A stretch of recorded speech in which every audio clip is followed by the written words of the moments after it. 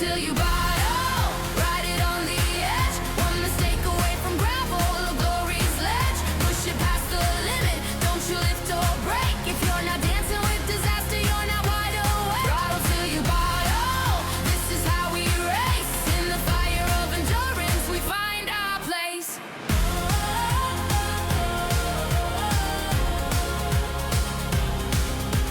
Side by side into turn 3, drafting down the straight like we're born to be. F1 pace with an LMP soul. Pit stop dreams, flat out goals. Overtake clean or defend like hell. DRS wide and the gap won't dwell. Discord's lit but the track comes first.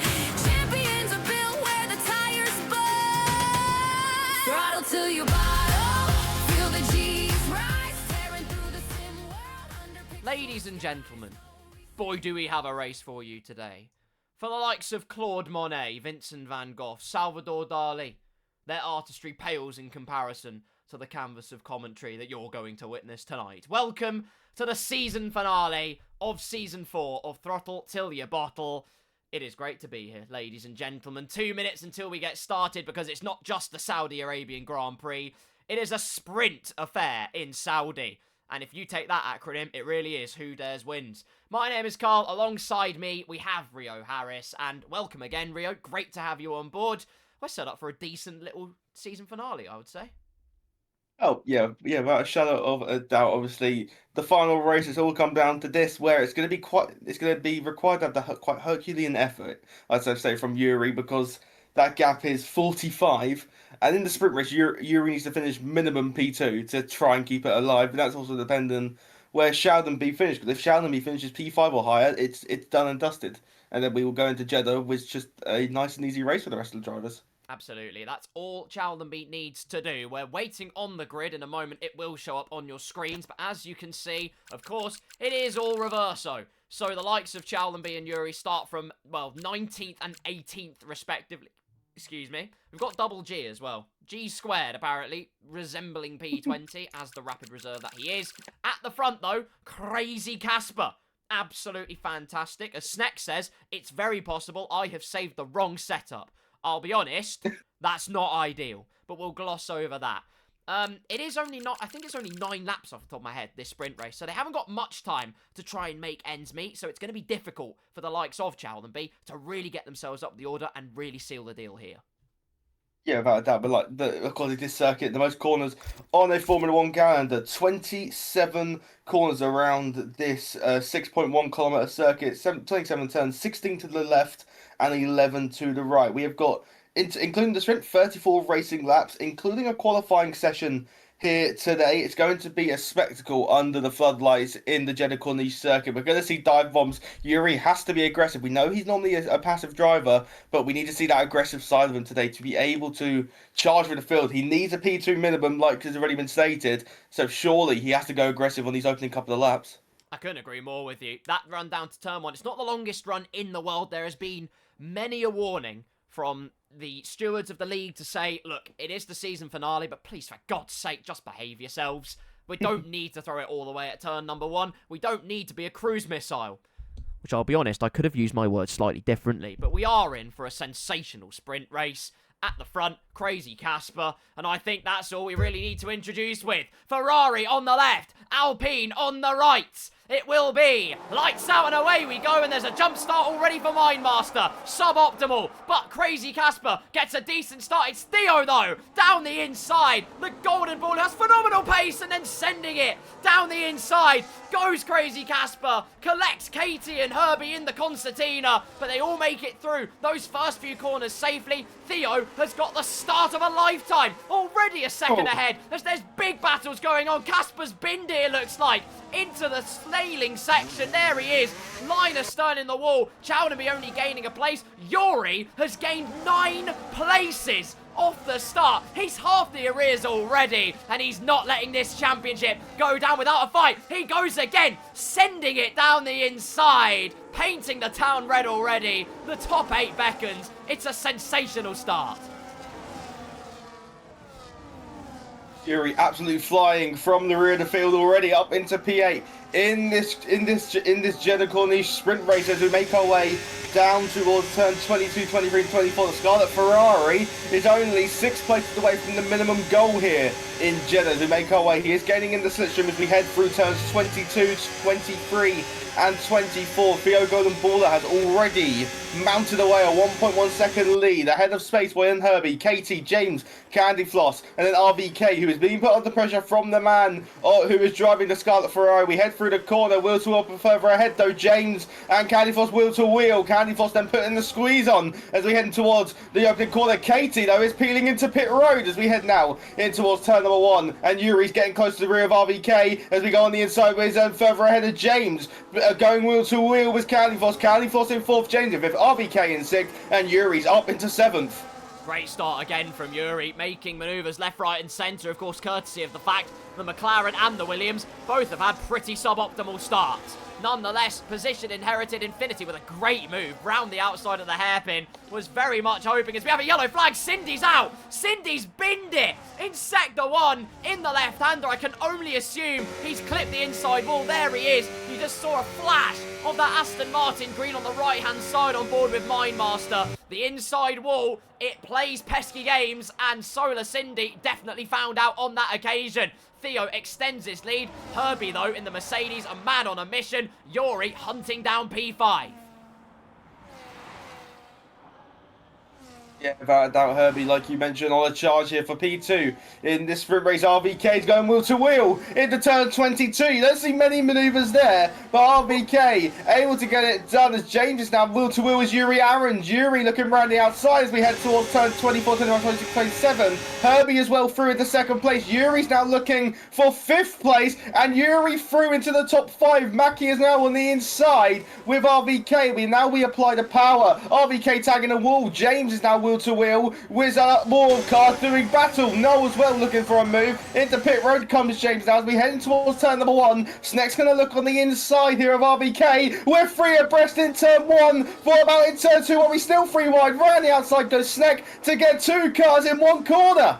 That's Snake with front wing damage on the right-hand side as well, so a commendable effort from the Alpine. Side by side behind, though, between Nola and RVK. Again, don't see many moves into that corner, but TTYB, here we perform the absolute impossible. Herbie did make it past. Spaceboy, he's going to set his sights on P1 on the road, but he's got to do it quickly. Infinity, Yuri, and a bunch of others are very hungry customers waiting in the wings. Already a third of the way through this race. Snek up to P7, closing right in to Mackie. Snek sitting 5th in the championship, got that all-important race win to break the duck of Chowdenby and Yuri exclusively locking down the race win spot at Zandvoort in the Formula 2 cars. And again, the Blue Blur putting the pace to work as they head into the fast left-hander. Saw a great move from RVK, not but a lap ago, and Snek sets it up really nicely. He's got a scintillating run towards the final corner. That's all the setup you need, and Mackie has already switched off the battery.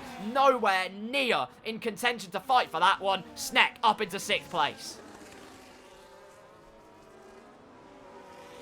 Yeah, now I'm watching on board with Yuri. We're heading in towards turn number 1 with the Scarlet Ferrari already in the top 5, looking to make it P4. Already on lap 4 of 9 in this sprint race as we head through the opening corner of the circuit. Yuri will have to stay tucked up behind. Further behind, Tanny Drans looking on the inside of the Racing Bulls, but then backs out a bit. And the wounded Haas behind us. Sheehan with front wing damage has got the championship leader behind him. And now as we head in towards turn number 4, Sheehan maybe looking for the move into turn number 4. But on this occasion, they will all stay line astern, playing no risks as we approach the halfway mark of this sprint race as we head through the twists and turns of sector 1. It is Yuri still sat in 5th. Yuri sat in 5th. He's doing really well. Theo, the golden baller, with a 2.2 second lead. He's doing absolutely fantastic at the moment. Has all the answers as Sheehan has the answers for the stewards. And that was signed, sealed and delivered in the court of the penalty.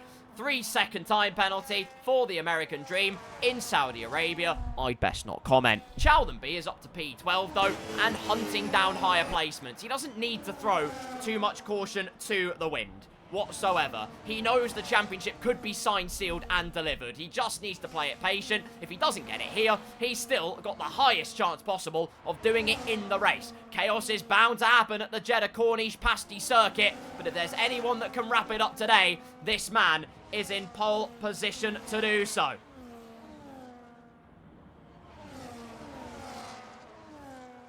infinity. Exactly, through the final corner we go with Yuri up into the top 4 now. Candy Floss as well, sat in 5th, trying to get back to the rear of the Scarlet Ferrari as we head in towards turn 1. They will all stay line of stern. Further behind RVK as well, looking on the inside, making the move as well from behind Tanidran and Sheehan. Running wheel to wheel with Sheldonby's looking around the outside at turn number 1. It will then be the inside for 2 as they apply the power and go through turn number 3. Contact! Sheehan tapping the wall, tapping tyres with Sheldonby, and that allows Double G in the Red Bull through, and Sheehan was the front wing damage, losing even more positions after the moment through turn number 2 on the exit of 2 in towards turn number 3. Devastation for the American sensation. The Welsh wonder with half a front wing. That's Highwire going egregiously wide through the runoff. He's not nearly got as much front wing damage. Herbie just chipping in a couple of tenths of a second into Theo's lead. Just about halfway through this lap. Spaceboy still holding down 3rd place, but oh no! A Scarlet sensation approaches.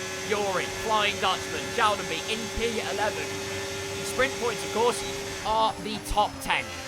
That is the key. Sprint race is 20. It's the normal Formula 1 point scoring system in the sprint. 25 points for P1, all the way down to that 1 point for P10. Jaldenby very close to picking up a singular point. Yuri, though, about to prize away 15. Down the inside he goes.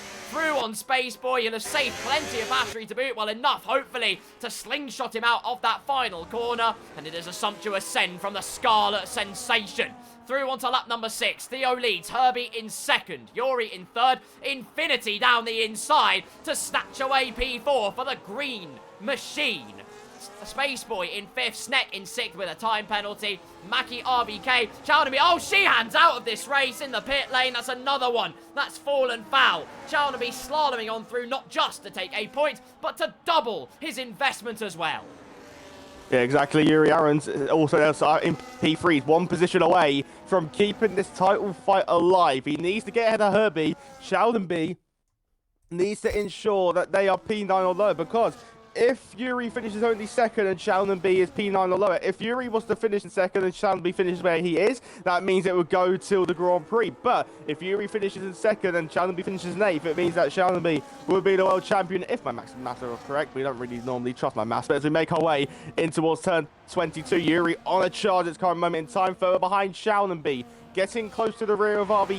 I don't think they're going to try and get the move, just try and save that battery pack so they can ensure that they can blast past the rundown towards turn number 27, but on this occasion, not close enough through 22, but as we head in towards turn 23, he will be gaining in that slipstream all the while. The championship leader looking to make moves further ahead. Sneck gets through on the inside, but then here comes the championship leader, looking for that inside line, getting the inside line into turn 27, leaving plenty of racing room. Roaring on the outside goes RVK as they now head down the main straight. I think RVK will get the DRS as we head in towards turn number 1. DRS enabled for RVK, and RVK gets back through on the championship leader, and Chalaby's going to have to stay frustrated once more.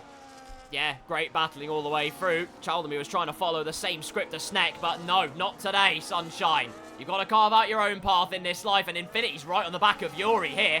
That gets interesting. The Kick Sauber with a lease of life in this sprint race on those medium compound tyres. He has got a point to prove. Just 3 tours left of this circuit, well over the fulcrum point in this sprint race. It's Theo that leads. He's holding the gap at 2.3 seconds to Herbie in the Mercedes. Ferrari is closing in on DRS. The Kick Sauber definitely firmly slotted into DRS range and is going to look to be on the attack. Championship standings wise, constructors don't matter because it's already wrapped up. No one cares about that anymore. McLaren have monstered it.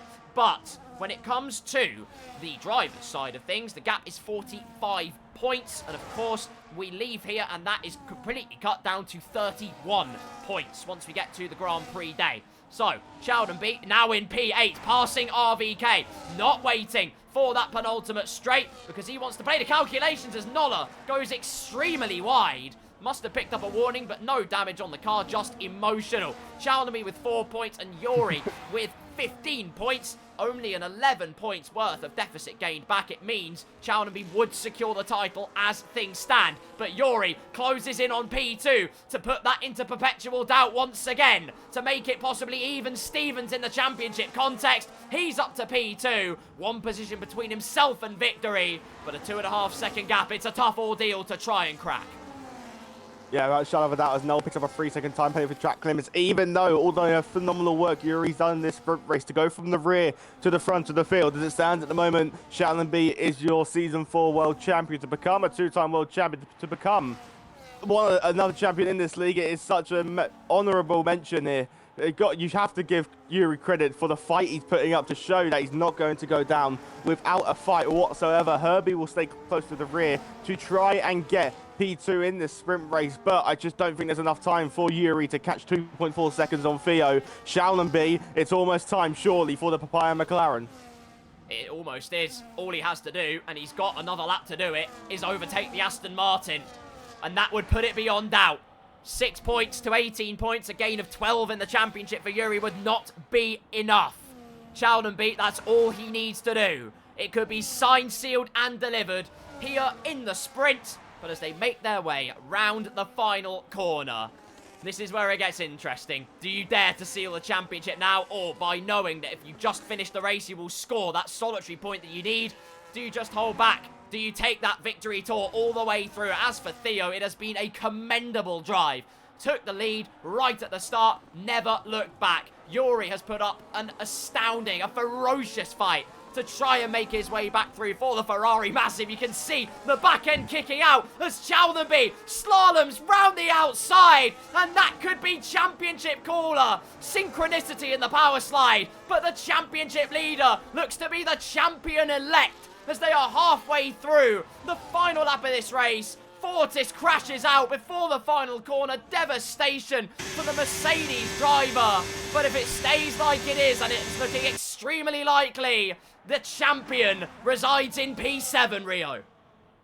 Yeah, without a doubt, Yuri putting up a monstrous fight, a monstrous resurgent drive in this sprint race, starting from P18. He was doing all he can, and to make 16 positions in a 9-lap race, and to know that you're still not going to have done enough, is going to be absolutely heartbreaking. We make our way to turn 22 with your race leaders as Candyfloss, by the way, getting close to the rear. Candyfloss could yet be on the sprint podium here, but as we head towards turn 27, Candyfloss will be gaining all the while. But is it going to be enough battery? I don't think they're going to be close enough as we head towards the final corner. Will he go for the lunge? He will not go for the lunge. Look around the outside, but when you look to the front of the field, Yuri Ahrens came into this sprint with one goal. Came into it trying to keep the championship fight alive. He's done all he can. He's finished P2 as Candyfloss finishes in 4th. You look to the rear though, Sheldon B, Ttyb, Season 4 Drivers World Champion. He's done it in the sprint race. He only needed P7 to win it, and he's done it. 12 positions gained. Sheldon B crowns off the season. One more race to go, but in the sprint, he's done all he needs to do. World champion in Season 4. So nice, he's done it twice. Season 3 with realistic cars, Season 4 with equal machinery. Nothing could shackle this man down. A truly amazing champion from the word go in season number 4. Chaldenby, ladies and gentlemen, he has done it again. All it took was a sensational Saudi sprint from 19th on the grid. Yuri, by all means, I mean, deserves all the recognition to gain 16 places from where they started to be within a second of the race win. That is no mean feat in and of itself. But in this case, it's just not enough. It will be a fun-filled final race to conclude proceedings, but the sprint looks like this. When points are calculated, Theo takes home 25 in the Alpine to bring home an absolute rust affair. Yuri takes P2 with Herbie in 3rd. Infinity takes 4th place. Spaceboy in 5th. Sneck in 6th. Your driver's champion lies in 7th place. Mackie in 8th. RVK 9th. Tanidran rounds out the top 10. And, well, both deserving champion-elects, regardless, I think, is the ultimate conclusion we can come to. Of course, we have to bear in mind, Yuri did miss a week or two leading up to this. He was always going to be on the back foot, but he did not shirk away from the fight. Not once. And that, in and of itself, is plaudit-worthy. You can't understate that. Oh, yeah, that was the Yuri did all he can. That was a phenomenal drive. 18th to P2 in the sprint race, 9 laps, and he was averaging around like 1 or 1.5 overtakes a lap if you do like the weird numbers. But I say it's like two overtakes a lap. He was absolutely flying. It's devastating say no when you know you fall one position short after you've done pretty much all you can. It's devastation. Yuri was, like you mentioned, he missed that race weekend. He was deserving the championship as much as Shaunby, but at the end, you have to be in it to win it. You have to still be standing after 12 rounds. They were both still standing, but Yuri just ran out of energy.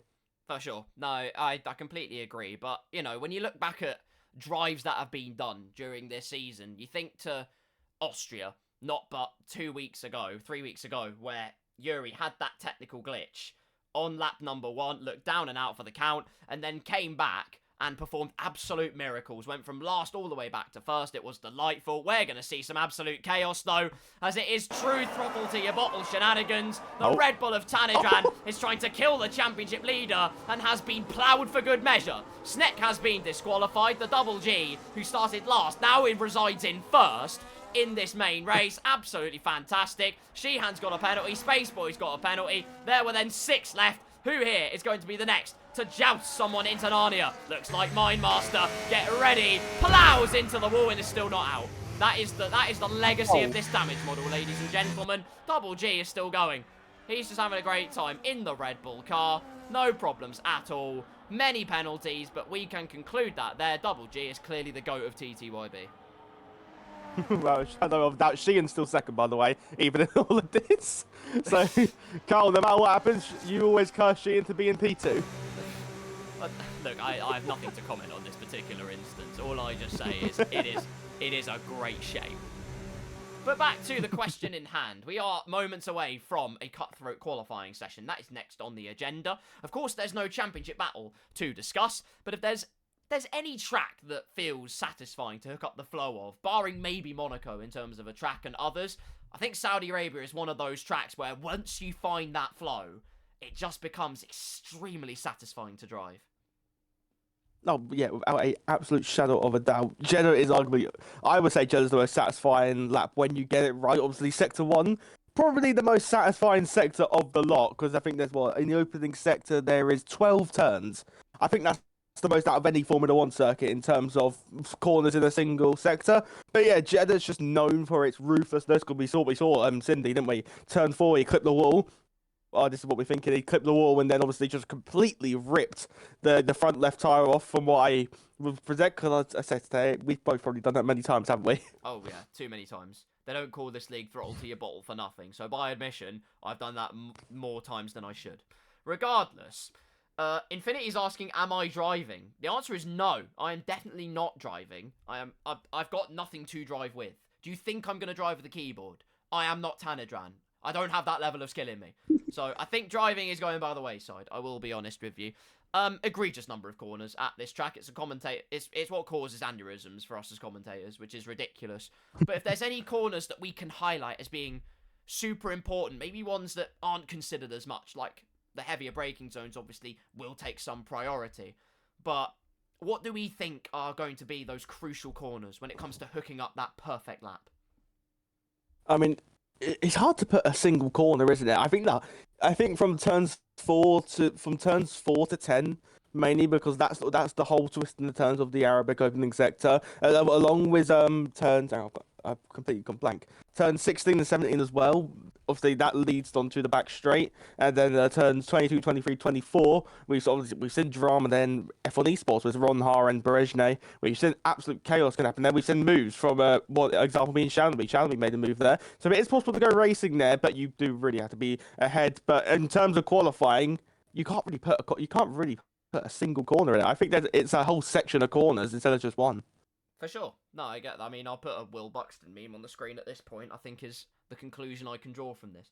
But I will raise probably turn 22. And that is right at the beginning of Sector 3, that left-hander. Because there is a particular sweet spot with that corner. Turn 1, you can easily clobber the curb. Same with turn 2. Turn 4, you just have to, 1, don't hit the wall, and 2, just don't skate over the outside curb. Turn 22 is a bit of an interesting one, because you have to carry so much speed through there. You're playing games with your mind here. You have to drop it down, you hit that black box on the right-hand side, you go as close to the damn wall as you possibly can, try and hold it in 6th gear, because that sets you up. That whole curve section at the end of the lap, particularly in a qualifying context, goes a really long way, and we saw people struggle with that section in the dirty air. So it's going to rear its head more times than one as we go through this evening, I think. Yeah, that turn 22 is probably the most. If you had to put a single corner in qualifying, it would probably be turn 22 because it's so easy the inside wall. I think it was 2024 where we saw Lance Stroll do it, didn't we? Where he just capped the inside wall and suspension just went kaput. Obviously, we know the game's damage model is not like that. It would be quite cool to see that though, wouldn't it? If the game had that type of model with the damage, but obviously it's a game we can't get too over ahead of ourselves. A good game, in my opinion, as well. But yeah, like you mentioned, turn 22 is arguably the most important corner on the circuit. In terms of race trim, though, Carl, what would you say is the most important? Oh, that's a good question. To be honest, I think again you're talking turn 22. Purely because you have to be calculated with how you use the DRS. I think that's the main thing. Obviously, slipstream goes a long way in this game. We all know this by now. We know the way the game works. But I think with the level of the DRS zones, I think you're glazing turn 22 too much. Hey, look, if you crash out there, I will hold you to that, Sneck. Don't play games with me. But I think in terms of the DRS games and actually judging when to make the move and what is the right time to make the move, 3 DRS zones back to back, and I feel like it all starts there in terms of how you put yourself in the art of psychological warfare. What do you think, Rio?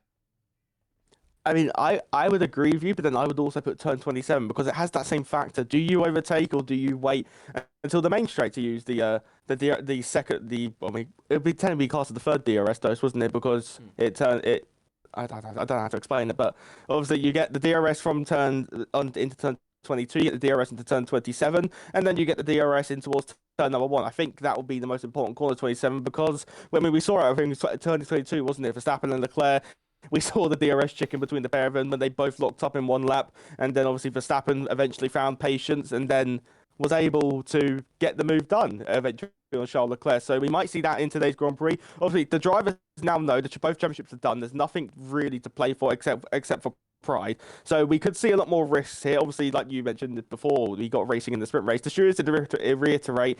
Still keep the standards clean because it is the finale, and we want to finish on these regulations with a bang in a good way, not a pile up at turn 1. But we just want to ensure that we finish out on a really good Grand Prix.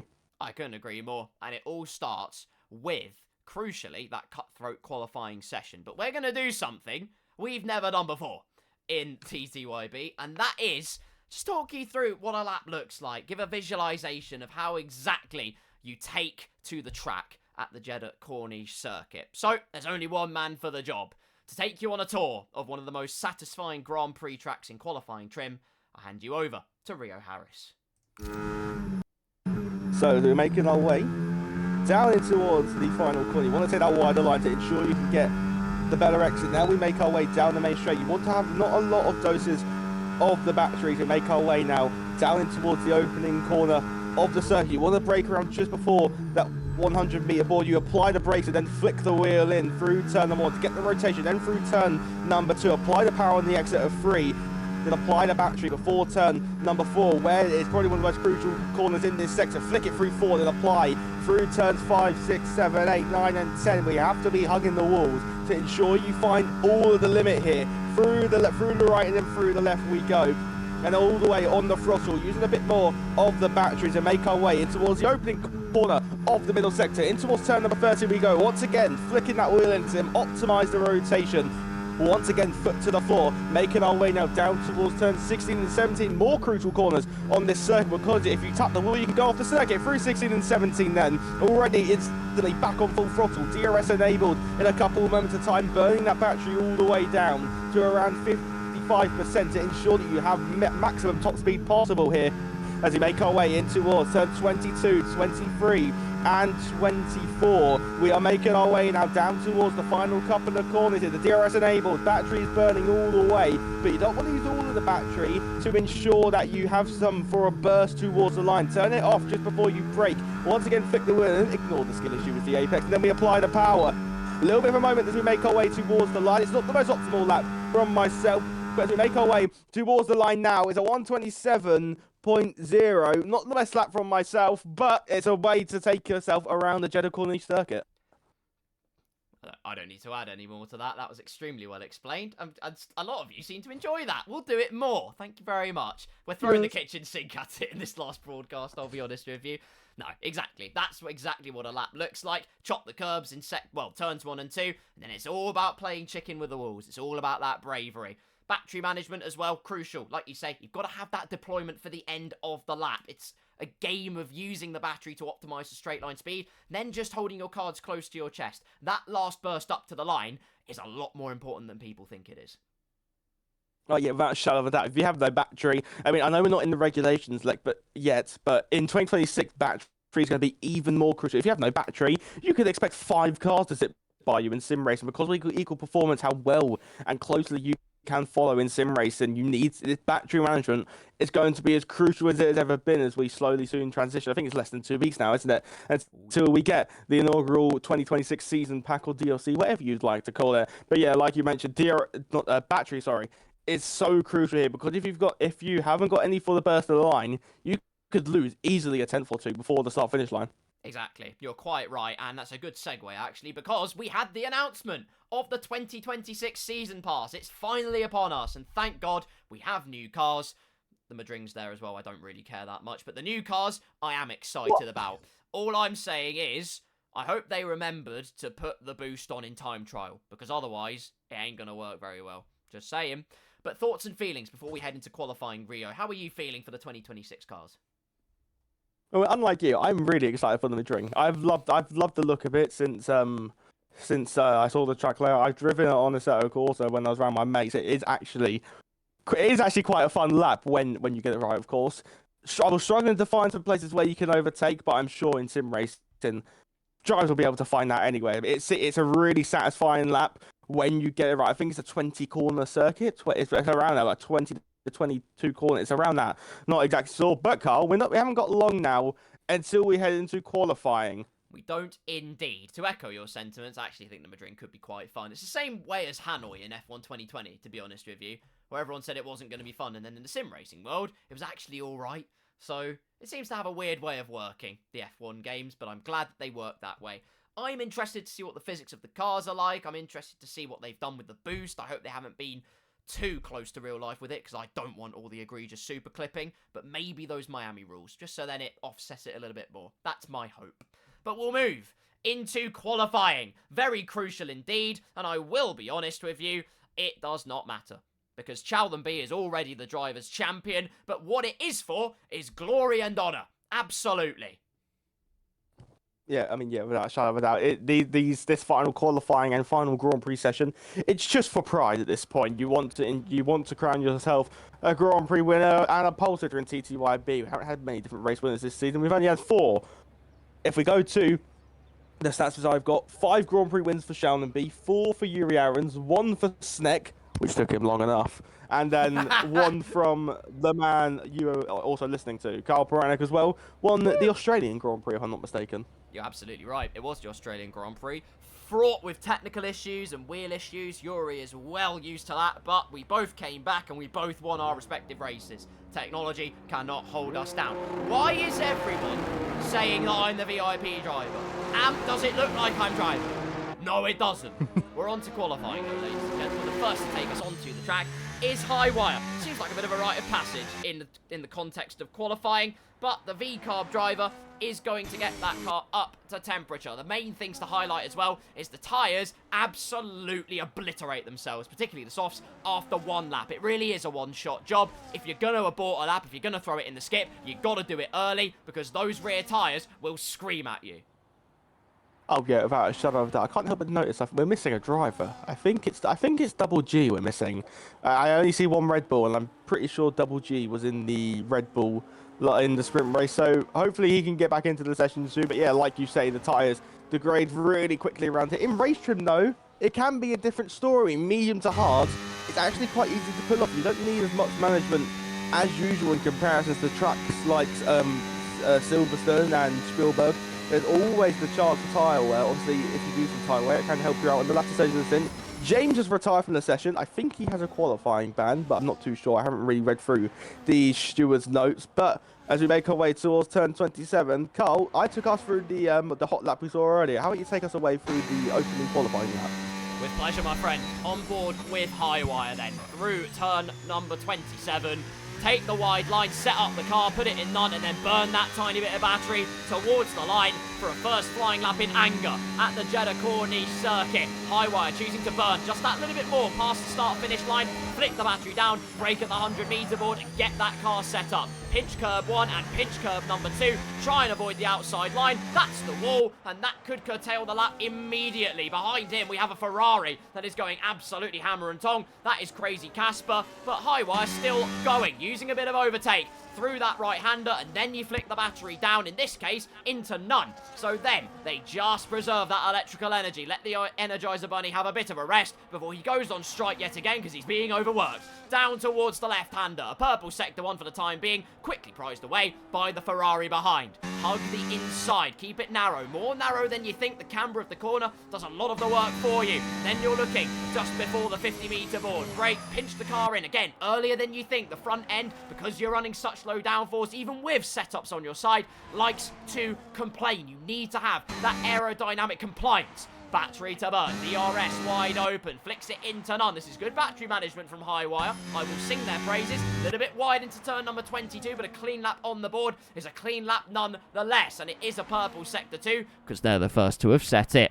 Through this sweeping left-hander, this second DRS section. Again, flick that battery down. Has so much electrical energy to deploy onto the final straight, and they're going to burn all the way to the start-finish line. Highwire with plenty of straight line speed and zip, and across the line it's a 130.0. We have a McLaren going through. Is that Sheldonby on a flying lap? You bet your bottom dollar it is. Across the line at 27.4. It is close to Rio Harris, but not close enough, my friend. Space Boy with a 28.6. The times are flooding in thick and fast as RVK, I think, had a bit of a moment through the final corner. They will cross the line to go to a 1 minute 29.4, and then it's Yuri to cross the line.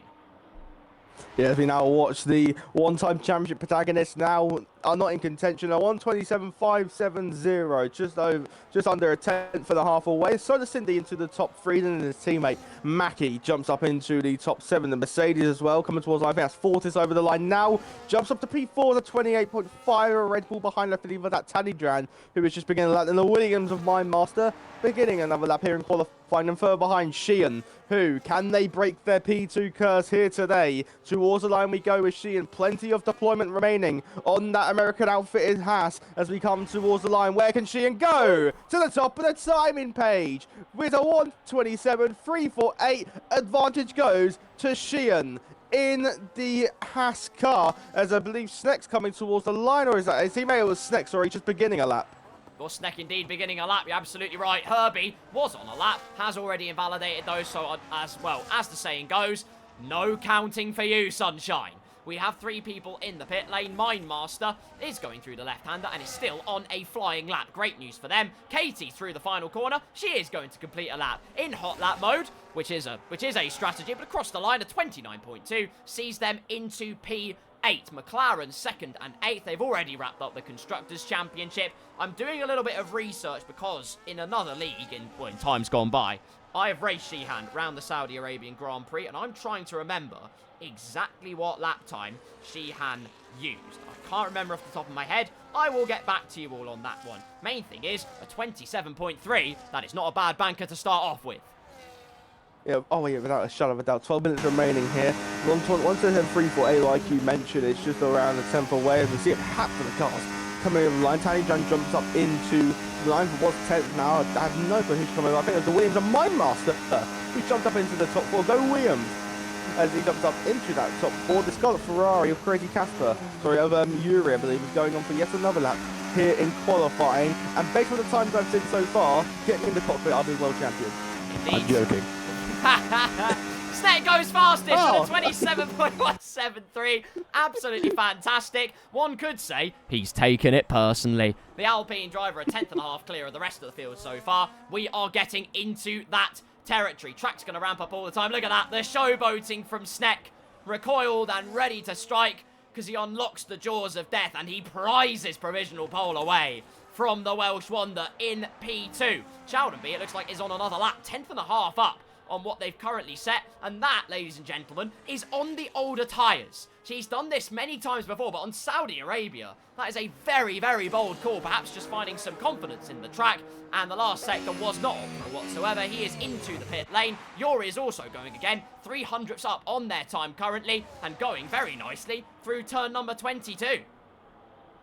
Yeah, about a doubt. Now they make their way flat through 23, flat through 24, flat through 25 and 26 before the final corner of turn 27 as someone jumped up the order. I'm struggling to see who has jumped up the order though. As we make our way towards the line, I think it was the Mercedes of Herbie actually jumped to the top 6 as we now watch Yuri Aarons come towards the line. Where could the Ferrari go? Improves by a 10th but stays in P4. 200 behind his former rival for the World Championship here in Season 4. Obviously, his goal now is just to win this Grand Prix, isn't it? To get pole position here, just to show what he could have done if he had not missed that one race. Whatever, I completely forgot what race it was he missed. But nonetheless, I think it was that Silverstone reverse, wasn't it? That the Yuri Aarons had missed. So that it really proved to be the proper nail in the coffin here for the Scarlet Ferrari driver, hasn't it? Exactly, yeah. It's just to finish the season with a flourish, like you say. That's the main goal. In the art of psychological warfare, you can't go too wrong by doing that. You absolutely cannot. I was trying to judge Sheehan's times for another league I did. I can tell you now, the pole time I set was a 26.4. Sheehan didn't set a lap time. He invalidated them all. Like, what are we doing? But you know what? He's done 100% better than what he did before, and he's on another outlap, and he is going to go again. I think Sneck's pushing again. There's this real impetus to stay on the older tyres, let the fuel burn off, find some confidence to judge, okay, how's the car going to feel when I put loads of stress onto it? How's it going to feel with the fuel burning off? So when I get to that final push lap, I know exactly what to expect. I know how much grip I have at my disposal. 3,000 down and then a massive slide. Great catch. That's an absolutely phenomenal catch from Sneck. Pole sitter, heart in mouth, never in doubt. Jesus. On the exit of turn 13, that's just a major kick of the rear. But like you mentioned, you don't normally see drivers do this double run plan. But I'm going to blame myself a bit here. This is something I've always done. I've always gone for the double run. I don't know why. I always find time on my second lap when I'm on an older set of tires. When you burn the fuel in, obviously less heavier car with the less fuel, the tires are grooved in more. They have a lot more temperature compared to when you start your first run. So maybe sometimes it does actually offer a lot more grip in terms of circuits like this, which need all of that mechanical grip. As 3 drivers are yet to set time so far. Both Kick Saubers and Theo Goldenballer. Oh, and goodness, oh my word, Theo's upside crashed. down! Massive accident. And Aston Martin's in the wall. Cindy's crashed as well. He pile drives into the back of the green machine. A dramatic collision in qualifying. One Alpine in the wars, the other one on provisional pole. And he's going again here on the same set of tyres. Sheehan doing the same. He's already a 10th and a half up through the first sector. He's got a score to settle. He is pushing that Haas car to the absolute limit. Yeah, about that as Sheehan makes his way through turns number 15 and 16. 16 and 17, tags the wall on the exit as we go flat through 18, 19, 20 and 21 before the most important corner on the Formula 1 circuit of the Jeddah Corniche circuit. Turns 22, 3.8 tenths up is the Haas driver. 22, 23, then through 24, then flat through 25 before we reach turn 26, and then the final brake inside the turn 27. Brake around the 100-meter board, rotate the wheel and smooth inputs, and now go towards the line with the with the Haas driver making their way towards the line. Sheehan, surely to pole. Yes, it is. With a 27.091, the Haas driver lost a lot of time in that final sector, but nonetheless it's provisional pole position as Sneck has invalidated their latest attempt. Yeah, provisional pole, great lap from the Welsh Wonder. A lap that will go down in folklore potentially. Was tentative into turn 22, is what I will say. There was plenty left on the table just through that corner, so there's easily a 10th or 2 to find through there. Will easily breach the barricade of the 127s and dip into those 26s as Crazy Casper crosses the line for a crazy lap time of a 28.624. Up to P9 they go, as Spaceboy, who Casper had just overtaken, is now on a flying lap of their own in the Williams. I would say go Williams, but honestly, don't care that much anymore. There are reasons. I can't say what they are. But Fortis is also on a lap in the... So in fact, it's Katie! Katie with a lap from downtown! That was a delightful dance, a 28.152. I was about to highlight the Mercedes in P8. Scratch that, a Papaya Pro has just stolen the march on them. Yeah, Katie completely flying up the order there into the top 8 like you've mentioned here. Obviously, she and sat on visual pole position, just trying to see the Ferrari of Crazy Casper, who, sorry, not Crazy Casper, that's Yuri making their way towards the final corner. Yuri's got 2 cars ahead of him. It's a Red Bull of Tanidran, who's on the outlap, so it's not. I'm going crazy. It's a Racing Bulls of Highwire, who is on a push lap. Currently half a second up on the Delta. What about the Williams ahead, though, of Space Boy? They're up by 4.5 tenths as they make their way down and towards the final corners of the circuit. Plenty of battery still to use for that little spurt towards the line. Flick the wheel in, go a little bit deep, but then help with the exit, taking the slightly wider line. And towards the line, we go with the Williams driver. Where can they jump up? In the timing tower, over the line, into the top 9, then to the Racing Bulls of Highwire, crossing the line, over the line, into P12 into the current qualifying order. The Crazy Casper's bailed out of that so-called lap time so far, and then Herbie as well. Based from the times we've seen so far, Sheehan's only 7 milliseconds away from my time. Indeed. Although, to be fair, you are learning no racing line, and I will forgive you for that. And Sheehan, I believe, still uses racing line, so for that, I will also forgive you. Don't worry. Plenty of learnings to find. You carve your own braking zones out with no racing line. I think that's ultimately what you find, is that you have the intuition, you have the knowledge of exactly where to brake. You don't have that safety blanket, as Yuri has absolutely sent it through Sector 2. He's going for that pole position. He knows exactly what he's capable of in that Scarlet Ferrari to send Marinetto limbs airborne. Brake at the 100-meter board, flick the wheel in, the front end complains as much as possible, but it will comply at the mid-phase. A Mercedes with a yellow flag, that must be Herbie, who spun it out of the left-hander. Yuri, though, bails out of the flying lap, wants the track to be at its most optimal. A Red Bull is going to cross the line. I think that's Tanidran starting a flying lap time. The keyboard warrior, away he goes. As for the Williams, the Space Boy, he'll be on an in-lap. The RB will also be on an in-lap. It's Herbie, though, with a face full of egg, quite frankly. No physical damage, very emotional. Still holds P6 at the moment, though, and that is commendable. Yeah, about that. I was just watching Candy Floss there.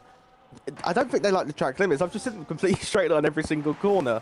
It's a good way to take it, but I don't think it's the most legal way to take the Jeddah Corniche circuit. Herbie, however, had that spin on the exit turn 13, just caught it and losing the rear and then hitting the wall. Luckily, no visible front wing damage, at least, but I'm sure they will come to pit lane to chuck on a new set of tyres, because those tyres are not going to be the most optimal, because obviously, I would say there'd be flat spots, but there's no flat spots in sim racing, but nonetheless, I think the only car who could be setting competitive time at the minute is Mackie, maybe. Nope, they're into pit lane whilst being half a second up. Candy Floss as well was racing back. Tanidran, at the minute, I think we're going to see maybe Shaolan as our first driver to set a competitive time, unless Candy Floss will be going for that. No, they're coming to pit lane. What about Tanidran, though? They have got the fuel. They've got 1.4 laps of it in that Red Bull car. So maybe they're just trying to do a little bit of Lyco to ensure they can make it towards the line. 1.4 laps of fuel I can see on the dashboard. 1.3, 1.2. It might drop to under 1 lap of fuel as we come over the line. I think it's just got enough. So Carl, take it away with Tanidran. I will, towards turn 1. 100-meter board slams on the anchors, does pitch turn 1 very nicely indeed. Take turn 2 a bit slower than you think. It's all to set up the exit though. Can go all the way over that curve on the exit just before the 50-meter board. Let the aerodynamics do all of the heavy lifting for you. Full throttle action now through this sweeping complex. Watch that outside curb. Plenty of room left on the table to then sweep it through the left-hander. Absolutely delightful stuff. And then it will be that ascension. There's a McLaren who's got a yellow flag. That is Katie just getting out of the way of loads of people. It's Chaldenby, though. That's the man I'm interested in. Championship leader.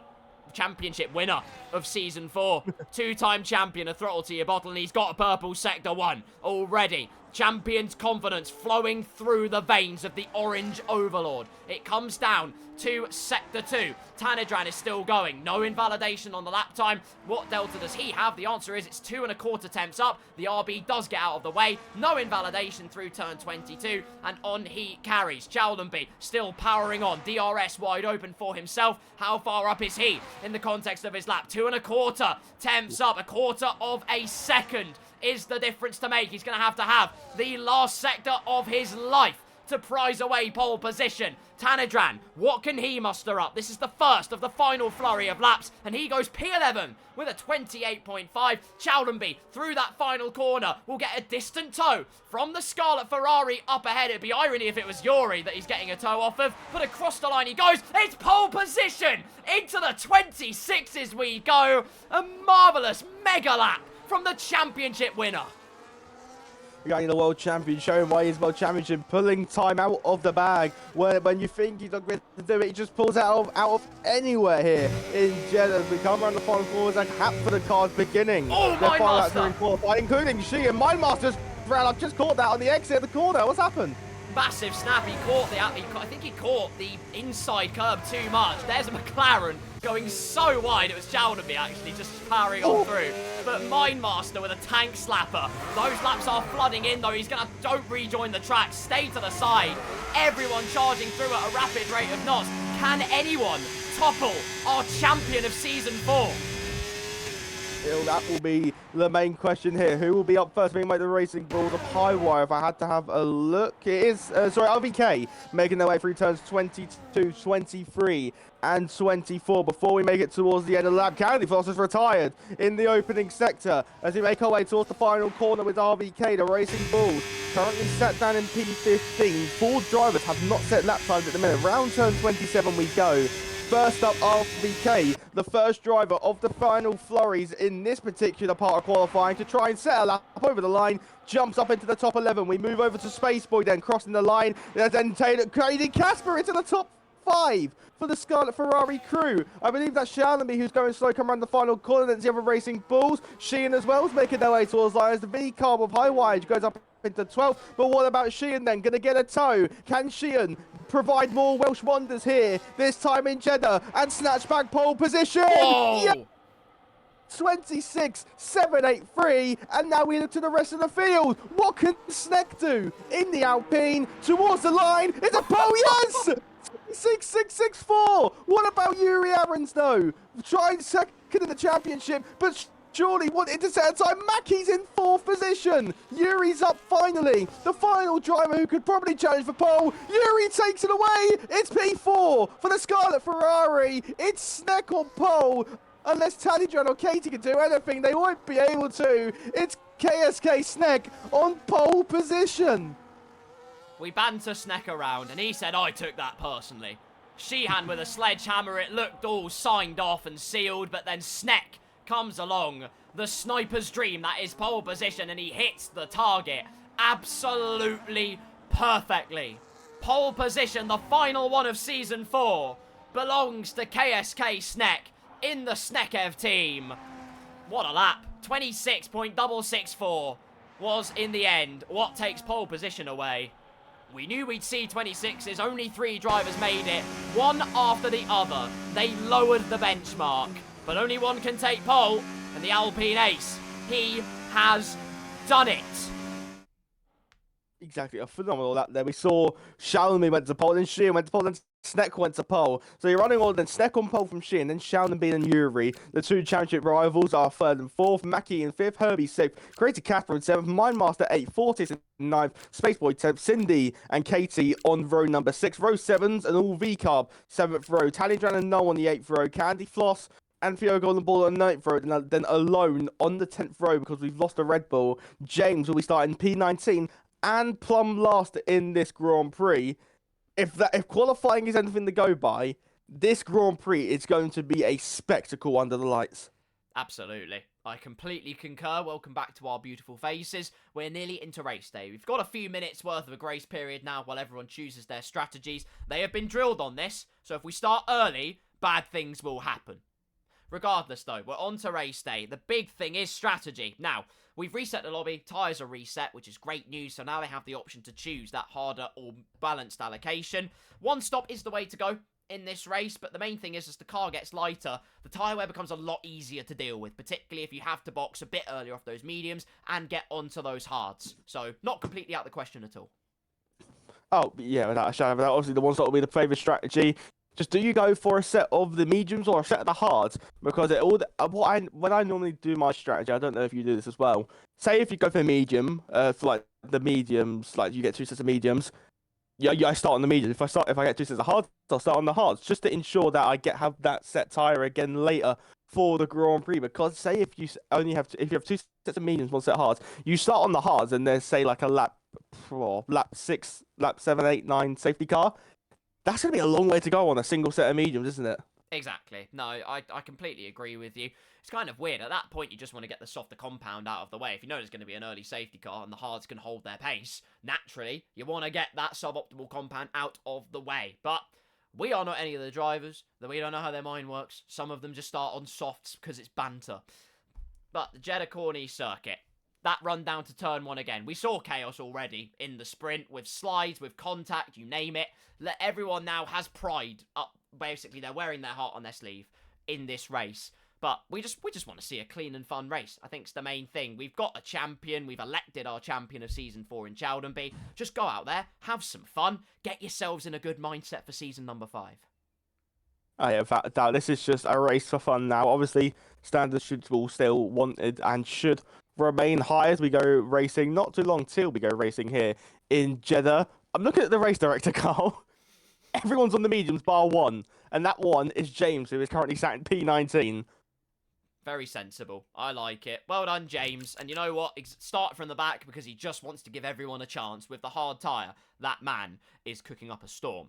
Everyone else on the mediums, though, unless someone feels really funny right now and decides to switch on to softs to try and get a reaction out of me. But this is the order. Once again, you'll have an Alpine on the left-hand side of your screen, a Haas on the right-hand side. Also, a big thank you to RVK, who has been keeping us posted on the start times of the respective races. Does help us a lot to know exactly how much waffle we need to do. Both of the championship contenders, the only 2 that could have prized it away going into this race, we have Ttyb and Yuri on that second row. But there lies the big question, Rio, and that is, who do we think is going to take that final race win of this season? Well, considering you allegedly curse a man, and they are currently sat P2 once again at the end of qualifying, I'm going to go bold. I'm going to say he's going to finally break his curse today. I'm going to say Sheehan's going to get the win, but then I might curse him. He might be out by the time we get to turn 4 and lap 1. But I think Sheehan will be the winner today. I have faith in the man. What about you? I have faith in him as well. Honestly, I'm not here. I try not to curse anyone, but it's been a track record of mine recently. I think he's got a good chance. I'm going to go bold. I think Saudi Arabia is going to spring a bit of a surprise.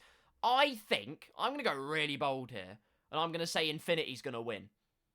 For some reason, I can just feel complete chaos. I don't know why. TTYB things, but I'm all here for it.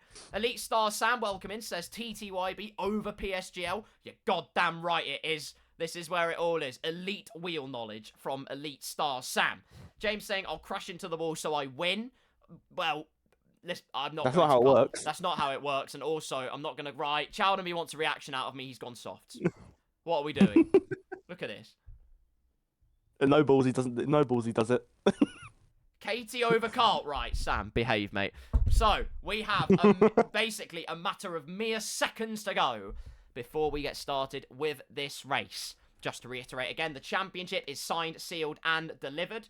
I just want to say, though, that Katie is a beautiful human being as we go to 5 red lights. Final race of the season. It's lights out. And away we go. And it's a scorcher of a start from Sneck. Ttyb on those soft tyres has gone sweeping round the outside, using them to great effect. Early on, Sheehan looks for the switchback. They're all trying to make their way through turn number 1 safely. Infinity has been caught in a crossfire and has lost all the way down to plumb last in the pecking order as we hear Ooze and Oz. It's Crazy Casper. He hates this section, but not this time. Side by side with Space Boy. He's made it happen. Cindy's gone round the outside, all over the curbs. You'll be hard-pressed to find a driver that hasn't gone wide through there. Sneck leads. Challenby second. Sheehan in third. Yuri in fourth. Mackie is P5 on the road, and they've all made it through safely so far.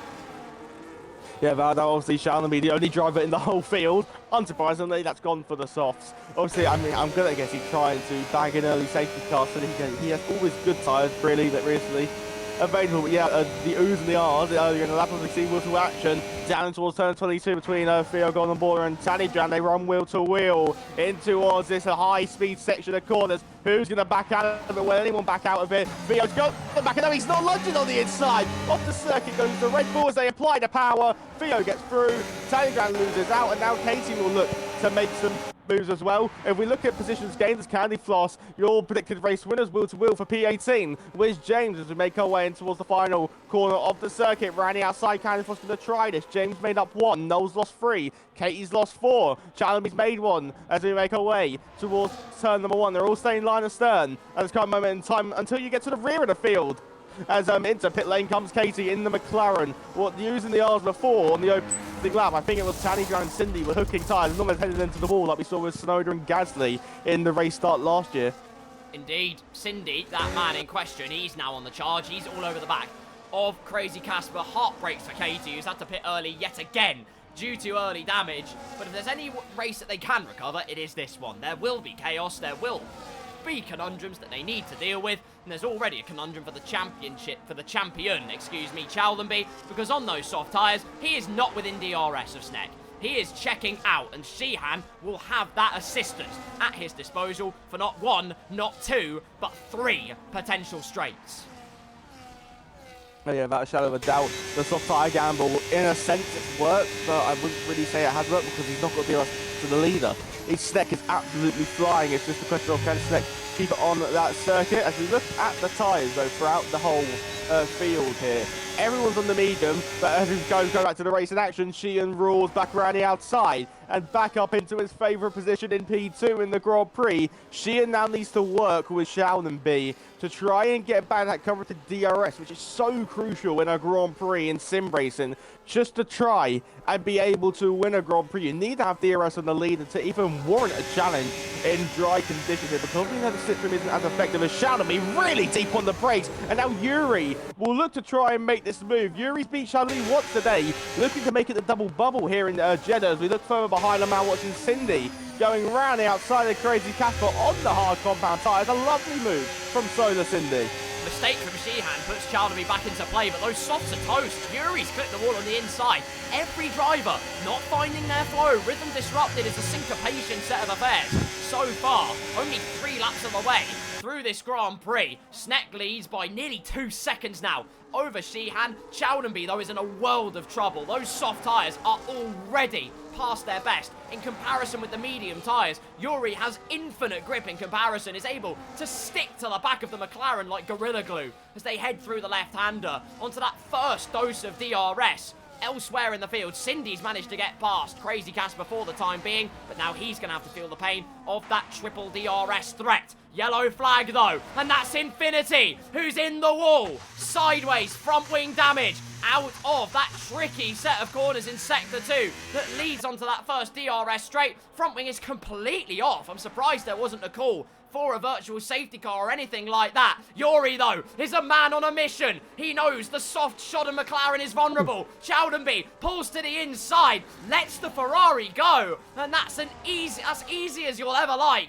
From the Flying Dutchman, Yuri is through into P4, and Mackie is going to compound the misery of the McLaren. Right outside he goes and gets the manoeuvre. That was a lovely manoeuvre. We haven't seen Mackie up this end of the field in some time. As further behind, what's happened? 3 wide between Cindy, Crazy Casper and Theo. They've all sorted it out. Cindy's through. Crazy Casper and Theo, they ain't done yet, though. Side by side in the left-hander, and the Ferrari wisely backs out of that one. Back to you, Rio.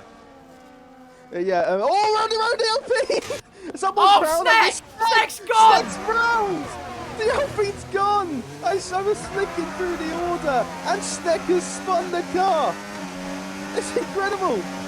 It's Slipping through my fingers. Sorry, I can't sing that. That's harsh. Sheehan leads. Yuri's in second. Mackey's third. Chowdenby now in fourth place. My goodness me. A Sneck bottle. It's happened again. There's no front wing damage as far as we can see. As thank you so much, everybody. We've just breached 100 followers on the TTYB show. Massively appreciate every single one of you. If you are enjoying and not following just yet, hit that follow button. It goes a long way. Sneck now down to P12. Not down and completely out, though. Sheehan holds the lead. Infinity's gone. Crashes out of the left-hander again. There is no call for a safety car, and if you ever need an example of me cursing a driver, there's your example. Yeah, but as a true commentator, it's curses heading towards turn number 1. Yuri will be gaining all the while in that section. Behind Herbie, he's got past Chowdenby, who was peeled into the pit lane after only 4 laps of the softs. And Carl, I've got a question for you. Would you like to hear the fuel that Sheehan's running? Go on then, let's find out. Sheehan is 1 lap under fuel. Oh, I see. Well, like, in fairness, I can understand why. You'd be hoping for multiple safety cars to save your bacon. If you have a lighter car, you're also less harsh on the tyre wear, which I suppose can go a long way. But if there are no safety cars, he's in trouble. Yuri, though, is in a pretty good state of mind at the moment. He's P2, doesn't have nearly as much fuel to save as far as I can tell. He's literally only just under the fuel limit, which is good news for him. Mackey holding on very nicely indeed in the Aston Martin. And then it's all splitting up a little bit now. You've got Herbie and Mindmaster in a little battle. Spaceboy is right on RVK, holding the inside line. And it's the RB that just does a brilliant, outstanding outside manoeuvre to keep P12 and keep in the DRS of Crazy Casper. Sneck's road to recovery's begun. He's into P10 already. Yeah, Sneck was that spin. I'm good. I presume he must have tapped the inside curve at turn number 10. That's the only thing I can think. That's the only thing I can think of, because I mean we saw like Mick Schumacher, he lost it in 2022 qualifying, but at the front of the field, Yuri is gaining and he's going to look for that inside line. But we're seeing these games of just wanting to stay behind for 27 to get the DRS. On the run down towards turn number 1, the DRS will be enabled now, but as we head towards turn number 1, Sheehan's not going to fight this one. Through goes Yuri, the one-time championship protagonist, just racing for pride today in the Saudi Arabian Grand Prix. Further behind, Mindmaster gets ahead of Herbie here, and wheel to wheel contact with the front wing, but Herbie gets past further behind. Theo Golden Ball on the inside of Solar Cindy, but Cindy going for an almighty switchback on the exit of turn number 2. Applies the power on together, and Crazy Casper as well. Wheel to wheel is RBK as they make their way in towards turn number 4. Wheel to wheel, who's going to bail out of it as they go wheel to wheel. Around the outside goes Casper, they keep it side by side, and Crazy Casper makes the move into now Tanidran, looking for the move as well as action aplenty here in Jeddah. Brilliant side-by-side racing. That's exactly what we were calling for. Clean racing all the way through. It is what we are getting. Gaps to the leader is what I'm looking at the moment. Chowdenby has 19.6 seconds and has got front wing damage. Chowdenby with damage on the left-hand side is only an end plate missing. But I don't know where he's picked that up. Whether it was trying to get past Nolla in the traffic, as wide goes the kick. Sauber in sympathy. The Papaya Pro will get on the power with the newer tyres and try and slide his way on through. Nolla's not giving it up though, holding the inside line. Chowdenby does hold back. Lives to fight another day. Not what the champion wanted, but he doesn't have to worry because he's going to score however many points and he's champion anyway. As for these two though at the front, Sheehan, a race winner in waiting, and Yuri, surely a champion in waiting. We've seen so much. Wide goes the Ferrari, speaking of which. We've seen so many drives that show and exemplify how worthy of a champion he is in TTYB. If he's here every week, it's only a matter of time. Surely, he's been the only one to truly hold a candle to the cutthroat pace of Chowdenby in that McLaren. Through goes Sheehan with DRS assistance. He's back into the lead of this race. I could not agree more with you, Carl, about how Sheehan is a race winner. Oh, waiting it's surely a matter of time before he inevitably gets his maiden TTYB win. I would have to say, I don't know if he's been here in previous distance, but I believe it would be his first ever win. If today was to be today, it would be a perfect way to end out the season, wouldn't it? As Chowdenby gets through on James in the Hash drivers. They're going towards turn number 4. Further ahead, Spaceboy ran wheel to wheel with Crazy Casper. Maybe a bit of collision there between the pair of them. And now wide goes Spaceboy. Maybe let him back through the Scarlet Ferrari. Or they got beached on the curb as Casper was a major moment on the exit of turn 10 into 11. But luckily catches the car, unlike the Candy Floss in turn 13. Running ragged out there at Spaceboy, with the outside curve acting like a skateboard underneath the car. It can happen. You get half your car on it. You either get your whole car over it and get a warning and you're fine, or you get half your car on it and you're sent like Tony Hawk. It makes no sense. Either way, Spaceboy down to P14 has to make that maneuver stick once again. Gaps at the front, Mackie's back into DRS again. When they play DRS games, they just slow each other down. Mackie's able to get back in that DRS, and it applies pressure that otherwise they didn't need to have. Yuri goes through at that first DRS zone, and I presume Sheehan will do the same in sympathy at the start-finish straight. Onto lap number 8 we go. This race has gone by actually rather quickly, all things considered by Saudi Arabian standards. Yuri's going to hold the middle of the track. He wants to hold that track position. He's not going down without a fight, and he is putting up a ferocious fight in the Ferrari. Keeping the lead, Mackie's able to close in once again. Sneck making progress. Past his teammate he goes. Inside line at turn number 1, and through he goes. Although switchback from the golden baller, he's going to try and make it happen. Cindy's in the background with a bucket of popcorn for this blockbuster entertainment, and then locks the rear brakes in a massive way. Big front wing damage for the Aston Martin Aramco that has well and truly rammed the Aramco, if you get what I'm saying. And now here comes Charlotte, looking around the outside of Solar Cindy. He gets through. There's a Williams slowing up a little Spaceboy. What's happened to Spaceboy? I have no clue why Spaceboy's slowing up. Maybe a technical issue, I'm not too sure. Round is crazy. Casper, what's going on? And the round goes to Alpina Sneck. It's happened again. He does have damage this time on the left-hand side of the end of the front wing. The end plate's gone. It's happened again for our pole sitter, taking it very gingerly, very much tail between the legs of the Alpine driver. Front three are blissfully unaware. Well, they're probably actually very aware of this. They share a voice chat, but blissfully unaware of the chaos, because it is smooth sailing. It is an absolute field of tranquility. Sneck's off again, meanwhile. He's going very, very slowly indeed. And it might just be a throwing in of the towel. Either that or a little bit of a safety car game, but I hope that's not the case. Our eyes are on you, Sneck. Yuri is going to take us onto lap number 9 of this race. And then it comes Sheehan, Mackie, and Mindmaster is very close to DRS. The two Mercedes are closing in as well. Suddenly, a 6-way fight for the win, potentially, is in the conversation. And Highwire, I don't know where he's come from in all of this, up 6 positions, but he's found a surplus of pace as well.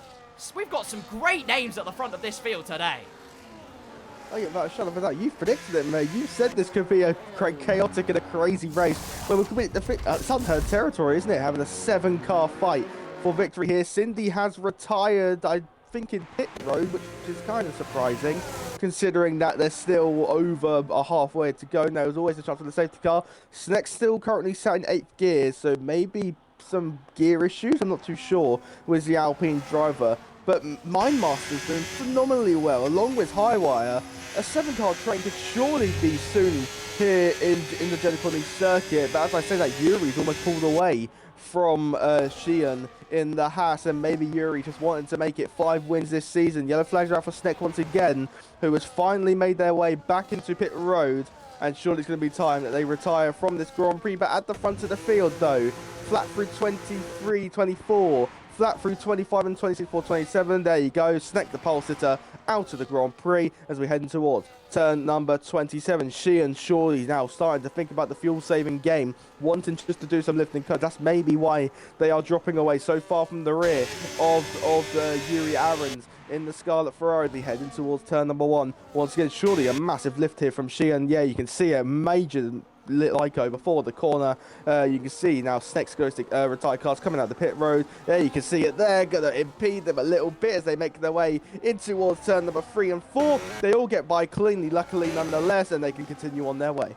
Indeed they can. Sheehan's been doing that fuel saving. I just had to turn on the telemetry at the start of the previous lap, and he's been fuel saving since that last lap, maybe even earlier than that. Just using the pace of Yuri to drag him along, but that all relies on him keeping with the DRS. He's got the pace to do it, but he can't afford to overdo it. That's the main thing. And he can save the tyres by doing this as well, so it's not a complete throw-in of the towel from Sheehan. He's got a game plan. He's sticking to it very, very well. If I've been critical of one thing in Sheehan's driving, it is his battery management and race management as a whole.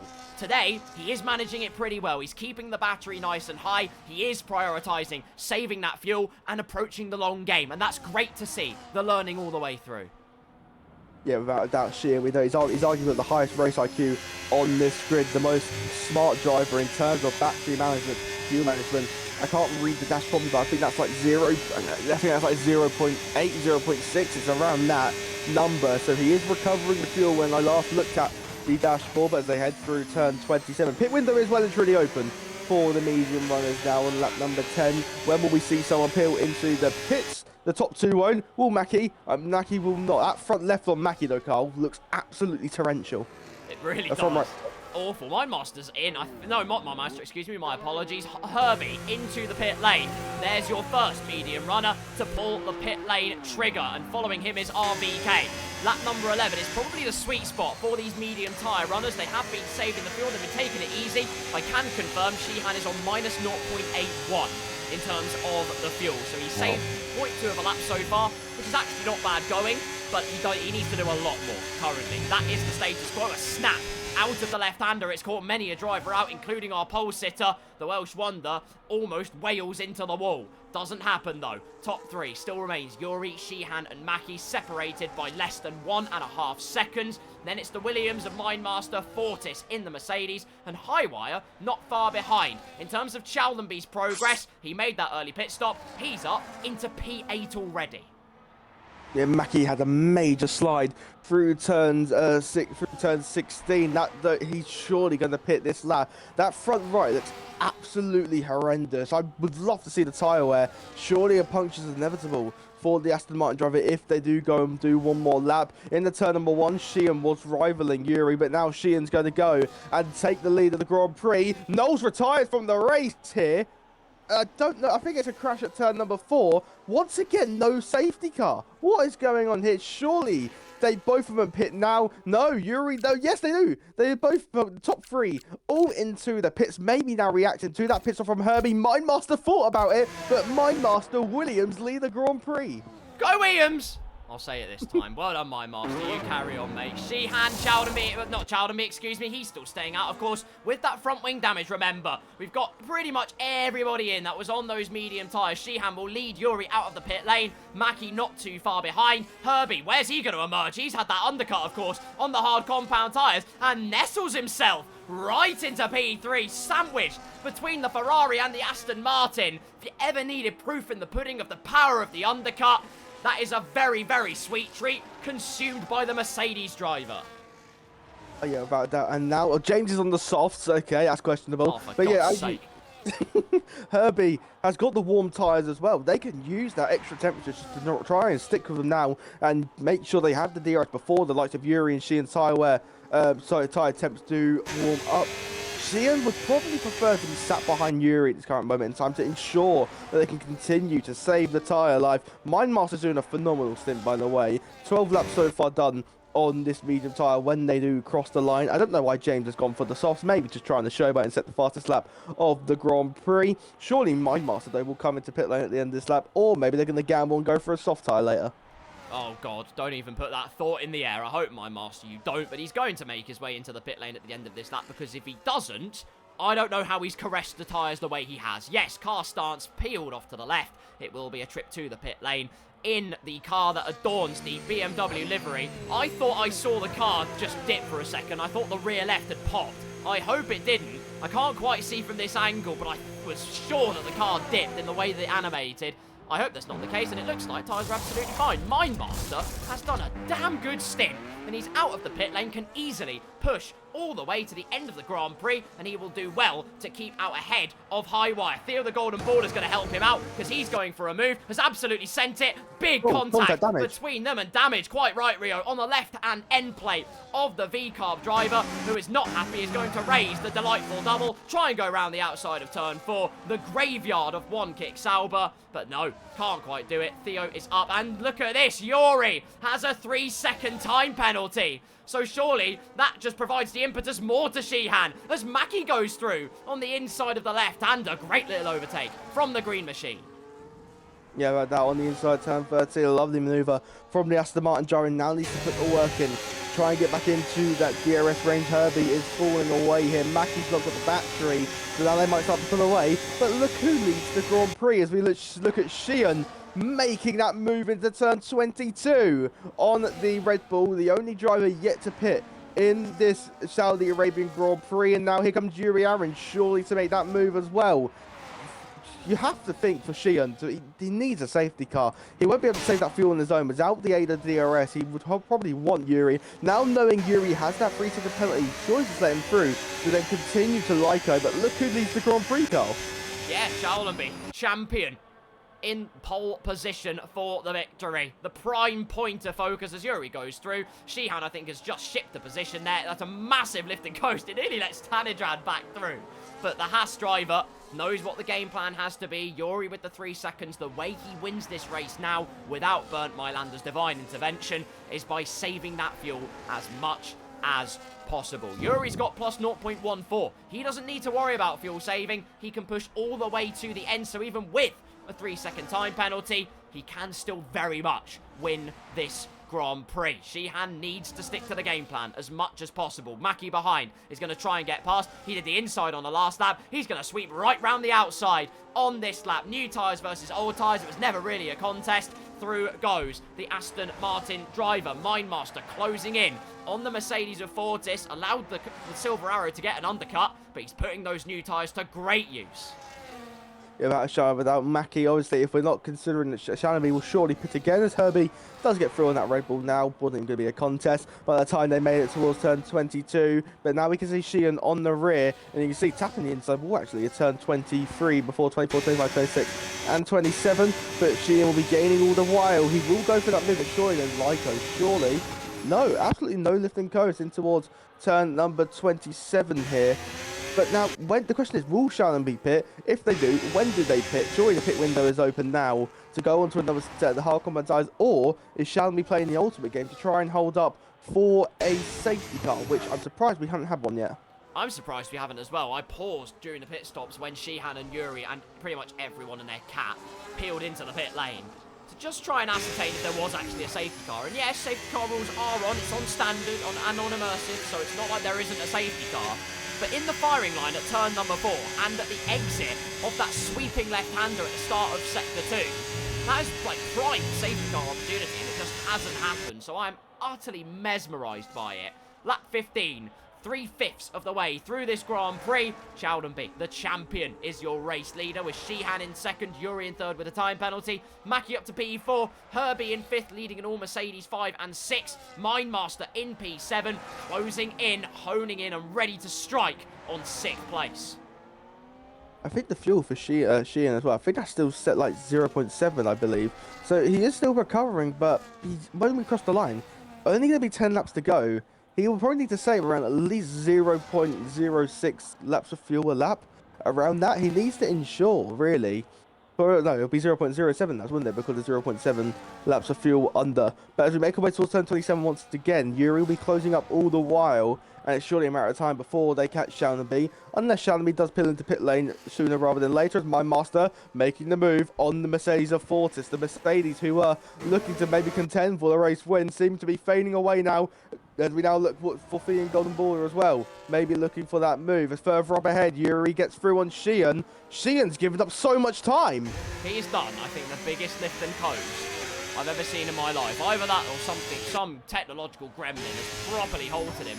I mean, he has had network issues previously and screen freezes. I can only imagine it's that, because he's not exactly giving up the pace. He is still pushing on and pulling away from Mackie. So that could answer that particular question. Not ideal for the Haas driver. We then move to Sneck in the Twitch chat, who says, suddenly goes max force feedback to the left. That explains why he crashed at the exit of that corner. Is your wheel a Fanatec? Just, it's not a loaded question, it's just a question. I'm just wondering, honestly. Shaulenby leads, his gap's being eroded, it's under 3 seconds now, but Ttyb is making manoeuvres. He's past Crazy Casper through that sweeping Sector 1 complex. Don't see many moves into that left-hander, but by golly, has he made it work. Yeah, showing guts and confidence is the Red Bull driver. Crazy Casper, I believe, has got front main damage. They do the right end plate is gone. Like you said, it must have been a screen freeze for Sheehan. Because, I mean, he's getting half a second again on Yuri, and the battery's been depleted because he wants to be able to catch back up. But Carl, now a question for you. What wheel have you got? What wheel have I got? I've got a Fanatec, as it happens. Yeah, I've got a Club Sport 2.5 Formula wheel, and it goes wrong quite a lot. Anyway, Duty says a Ferrari Masterclass is incoming. Meanwhile, in the McLaren camp, It is a peel off to pit row. Is it a new front wing? Nope, he's going to brave the storm. He can, of course, change the front wing angle if it is minor damage, up by about 5 clicks, and that should reduce some of the arrears. It will compromise your straight line a tiny bit, but you should still have that purchase in the Benz. Chowdenby, on a new set of medium compound tyres, will emerge just ahead of the second RB. He better be hoping so, and he does get ahead of Highwire, who has complementarily the same damage that he does. P9 on the road, and now the almighty charge from the champion at the end well and truly begins. Sheehan's lost more time again. He's a second down in Sector 1, and he was 1.1 seconds away. Everybody is struggling with that final left-hander. Yeah, without a doubt. There is some good news though for Sheehan in terms of the low fuel mode. Low fuel mode is set to easy, so he's not going to lose as much pace as you would if it was set on hard. So if he runs out of fuel, it will be quite devastating still, but it will not be nowhere near as bad if the setting was completely different. Further behind, though, Katie is Spaceboy run wheel to wheel on the exit of turn 2. Katie gets through on the outside of turn 3 before turn number 4, and the McLaren is currently running 9th and P13. And Chowdenby, this is unusual territory for him as they make a move in towards turn number 20, 21, 22. Unfamiliar territory for Chowdenby, now trying to make a resurgent drive. There is a monumental, it's at least, let's have a look at the gap to leader on my end. There's 12 seconds to the podium. He needs a Herculean effort. Weirdly, I think Chowdenby can still get a podium in this race. I don't know why, but I sense it. And I know that didn't end exactly well for Infinity, I do apologise, but Chowdenby, I think, has got a very good chance of making something big out of this race. Even with the 2-stop, perhaps it was an all-tyre compound challenge, in which case, I salute you. That was an almighty effort. And now, he's got to put that final stint to good use. He's already gained a second, and that's just through the second and third sector. Did have DRS assistance, but we'll watch that gap with interest. Mackie is closing in on Sheehan, who's right on board with the Haas driver, who is not saving fuel. He's still minus 0.8 down, according to our screens and calculations, which means he'll probably run out of fuel about here on the final lap. And I know it's on easy mode, but he's going to lose quite a lot of time. That's why I think Chowdenby's got a very good chance at a podium. Someone who also does is this man, Mindmaster. Newest hard compound tyres of the entire field. He's caught up to the second Mercedes, hasn't got a penalty. He's got a good chance at a podium. Maybe even something bigger could present itself. Without a shadow of a doubt, Williams could see a bit of success in 2026. They haven't seen much of it in real life this year, but surely this could be the year.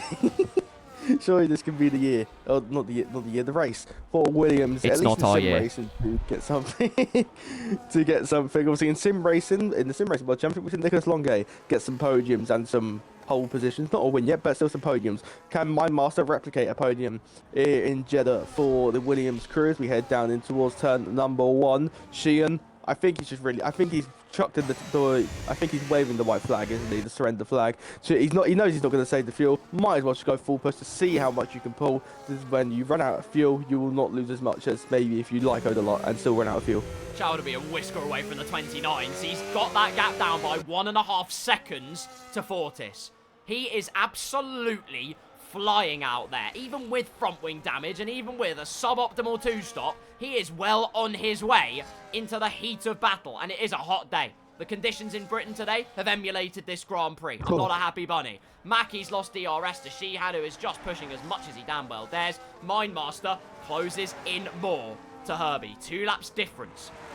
In terms of the hard tyres on their car, the Williams driver is finding more and more confidence. Herbie goes wide. This is the opportunity Mindmaster is looking for. Yeah, and now we make our way once again down towards turn number 22. Mindmaster surely is the eventuality. Mindmaster as well bubbling on that low, on the under fuel. I keep seeing his fuel light flicker off and on. I don't know if it's a glitch, but I keep seeing it going on and off. It might be a game bug, or it might be just the game trying to tell him, please save your fuel, otherwise you're not going to finish this race. Nonetheless, inside at turn 27, position gain for turn 27, but now as we go, running outside was Herbie trying to hold the position, but now we head down the main straight, and we head back towards turn number 1, and I think Herbie's not even going to try and make the move. I think he's going to try and stay tucked up behind. Theo Gordon Baller burning that non-existent battery pack. Herbie's going to stay tucked up behind, thinking the smarter picture here, just to try and make sure they minimise the time lost but Herbie will be able to stay in P5. Theo Golden Baller will need to work on that battery a bit to ensure that they can pounce on the Mercedes ahead, but nonetheless, further behind, Spaceboy and Katie still going for it, knocking 7 bells out of each other as they now go flat through 23, flat through 24, 25, 26. Almost contact between the pair of them on the run down towards turn 27, but Katie does get on through. Theo going wide as well through Sector 1. The outside skateboard has come back to play. It's not ideal, I'll be honest. You can showboat all you want, but you will be spat out into Narnia. Chasing down Herbie, though. This is the penalty situation, ladies and gentlemen, as Honey is asking. We have got 3 seconds for a few drivers, Katie, James, and Yuri, and then we've got 6 seconds, don't you dare, with Herbie, Theo, Highwire, and Crazy Casper having a crazy time in the Ferrari in P12. Sheehan is reducing that gap out at the front, but I will be honest, his fuel is in the skid. Minus 0.79, and he's not going to make the end of the race. He'll probably get to the end of Sector 1, and that Haas will start to cough and splutter. Mindmaster is on his way to a provisional P2. What an end to the season we have on our hands. That shut over that Williams. And it's like the third, fourth, fifth, sixth, and seventh. They're like 5 names we haven't really said in terms of the apart from the podium. Shalaby, the world champion, does get through on Fortis, make that now the third, fourth, fifth, and sixth. Names we haven't really said so often fighting for the podium position. It seems to be only a two-way fight between Mindmaster and Mackie in terms of penalties. Candy Floss has finally left the session after DNFing in the stage of the Grand Prix. Tanny Drum behind, making that move on the main straight as well, getting past Highwire. Yeah, very good stuff. The Williams is closing in. Just needs to keep in DRS. Don't clatter over the curbs. You can hear how tentative the inputs are, but you just cannot make mistakes. So easy to spool it in a wall. We've seen so many do it.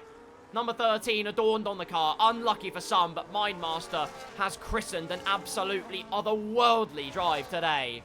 Another dimension from the Williams driver. As you can see, I mean, he's gained 4 positions in this race. Theo with 12 gained. The actual arrears that have been revamped by a lot of drivers has been utterly spellbinding. But Mindmaster's got to get a move on here if he's to keep a podium in this race, because Chowdenby is only 2 seconds behind. Sheehan thought he saw the hand of God descend itself, but no, it is just his teammate DNFing in the pit lane. 4 tours to go. The race leader, Yuri, round the final corner in the Ferrari. Gap down to 2.3 seconds. Sheehan is pushing all the while. And then we've got Sheehan disconnecting. That's the last thing he needed. His AI's not going to save any fuel, not anytime soon. Mackie and Mindmaster are going to close in. Scratch that thought. The script has been flipped. Mindmaster and Mackie now give chase. The Williams is in a provisional P2 in this Grand Prix. A sensational and spirited drive, and it's only getting better. Yeah, it is surely soon going to be P2 here. Needs to put the charge on, but look at the man who's almost here. Shaldonby was 4 to go in the opening section of the circuit. Only 1.5 seconds behind Theo Golden Baller here. I can't confirm I have invited back Sheehan, so hopefully he can get back in soon. But is it going to be too little too late? And it's the game's cursing him now. Just no luck for him. Mindmaster's now going to be stuck behind the Haas Gyro, surely in towards turn number 16, 17 and 18 and all those high-speed corners where the AI is going to slow up. Oh, so much. James has left the session. They've retired from the race. Sheehan has rejoined the session. So surely they can get back in before they lose even at least P3. But nonetheless, that's probably going to lose them at least probably 6 positions now because of the low fuel they've got. Indeed, Mackie, you've got to be so careful. Don't try and make a move. Not just yet, because Sheehan's not taking control. Contact with the rear of the Williams. Leave the space, gentlemen. On one side and the other side. Mackie goes back through into P3. They're all saving the battery. Chowdenby's well within DRS of the group ahead. Mackie to the outside of Sheehan, who's causing AI mode contact in the final corner. There's front wing damage for Theo, up 12 places, but it will be no more. Mindmaster goes through. Sheehan shipping positions all the while. Herbie's stolen the march. He's up to P3. Chowdenby in the background with a bucket of popcorn as the Haas will try and regain control. Theo's going to go through though. Chowdenby will pick his moment as well. And what could have been, massive slide for Sheehan. There's your front wing damage as well to compound the misery. The McLaren, I think he has regained control now and is putting up a sizable fight against the champion of Season 4. But the damage is done. He's down to P6, Mackie into P2, and Mindmaster has got to do the hard work all over again. An absolute brawl amongst in turn 27 through to turn number 4. Sheldon B staying in 7th seat and coming off worse out of all of that, as now we see Mindmaster getting close to the rear of Herbie. Has Mindmaster got front wing damage, or is it Herbie who's got front wing damage? I think it is the Mercedes of Herbie's. They make their way through 16 and 17. Yeah, Herbie has got the front wing damage there, as we see Sheehan now want to try and make the moves once again. Sheldon B has got plenty of battery in store here. Mackie has gained 1.6 seconds on Yuri. What's in the Yuri?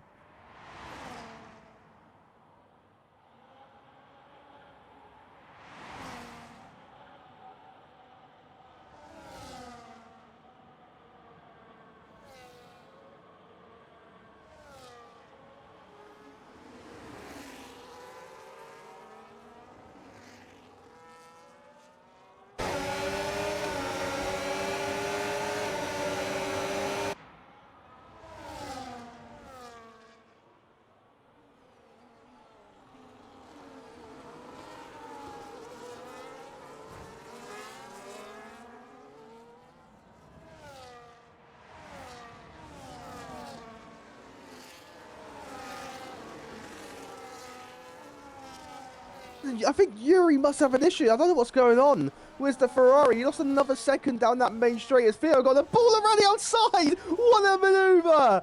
Running outside of the Mercedes. You don't see it there, but he's made it work phenomenally. Yuri's got 100% battery. Sheldon B's in the fight for the win again. I'm so perplexed as to why Mindmaster just did not burn battery. That is a question that's even science can't answer. We are back, ladies and gentlemen. Hello. Apologies, a little bit of an audio dropout on my end. But we are back. And Chowdenby's going to be in P2.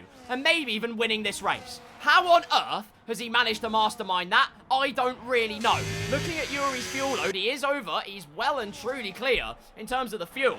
Chowdenby, with a 2-stop using every compound of dry tyre, is going to get a podium and maybe even a race win.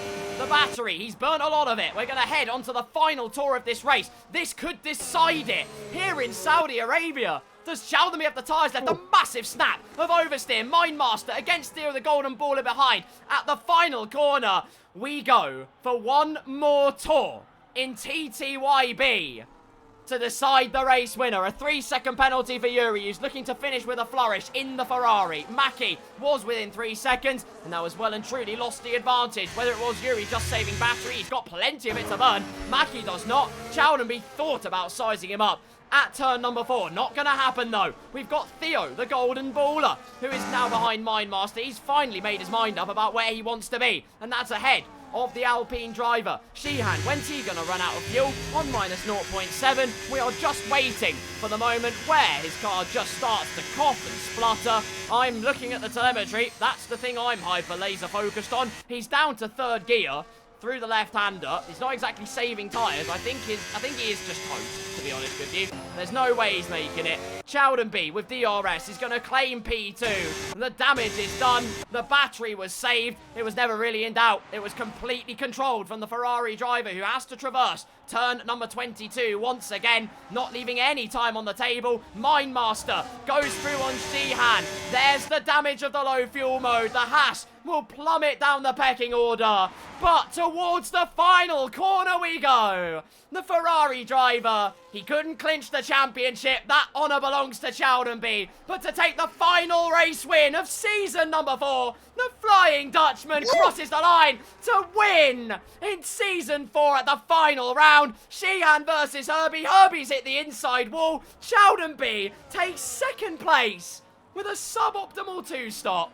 Absolutely unbelievable, and Mackie is on the podium for Aston Martin. We said it would be chaos. We knew there'd be some, maybe perhaps, unfamiliar territory for drivers to traverse. Mackie may be one of them, but a deserving podium. Fantastic racing.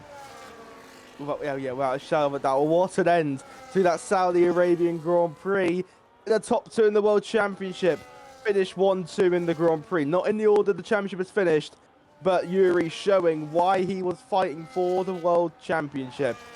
5 wins apiece from the pair of them. Out of the 12 rounds, they won 10 of them, showing why they're world champions. The other two drivers who won Grand Prix, Sneck was one of them, retired from the Grand Prix, and then Carl was the other one right here who won the Australian Grand Prix. But nonetheless, won an Australian Grand Prix that was, and Yuri Arons wins it. I would love to know what would have happened. Maybe he was just trying to save the battery to try and set the fastest lap, but I don't get why he lost so much time.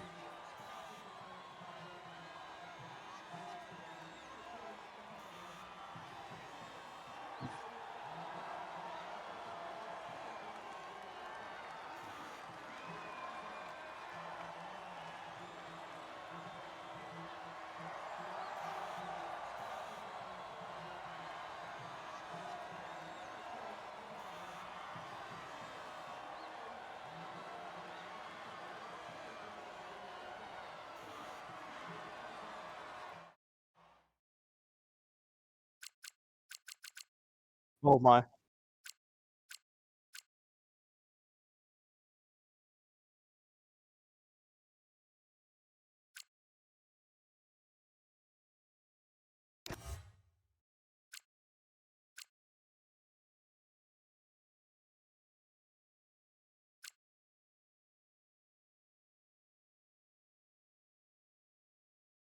Mindmaster. Then for the Williams crew, missed out the podium finishes in 4. Fortis in P5 for the Mercedes crew. That's amazing. Sheehan could have got a win, but finishes in 6th. Theo Golden Baller in P7. RVK in 8th, and then Herbie 9th. Tanny Jan in 10th, rounding up the top 10 positions. Crazy Casper in P11. Highwire in P12. Then Spaceboy 13th. Kitty Katie in P14. James, Noel, Cindy, Sneck, and Candy Floss, your 5 retirees in a action-packed and chaotic fall Saudi Arabian Grand Prix. Absolutely fantastic stuff. What a way to end season number 4. I don't think we can reiterate that enough. That was everything it needed to be. All the way through. There were battles. There was some slight bonks, I will admit. But equally, every single driver did us proud. They raced cleanly, they gave us a good show, and that's exactly what we were looking for today. Yeah, without a shadow of a doubt, it was a phenomenal Grand Prix. Obviously, firstly, congratulations to Sheldon B being TTYB Season 4 Drivers World Champion. Congratulations to Yuri for winning 5 Grand Prix in the season. It was just that one Grand Prix that he missed that really was the nail in the coffin for the World Championship. But nonetheless, it's a season he can be proud of. To win 5 Grand Prix in a single season in a 12-race calendar, you've won more or less half the season.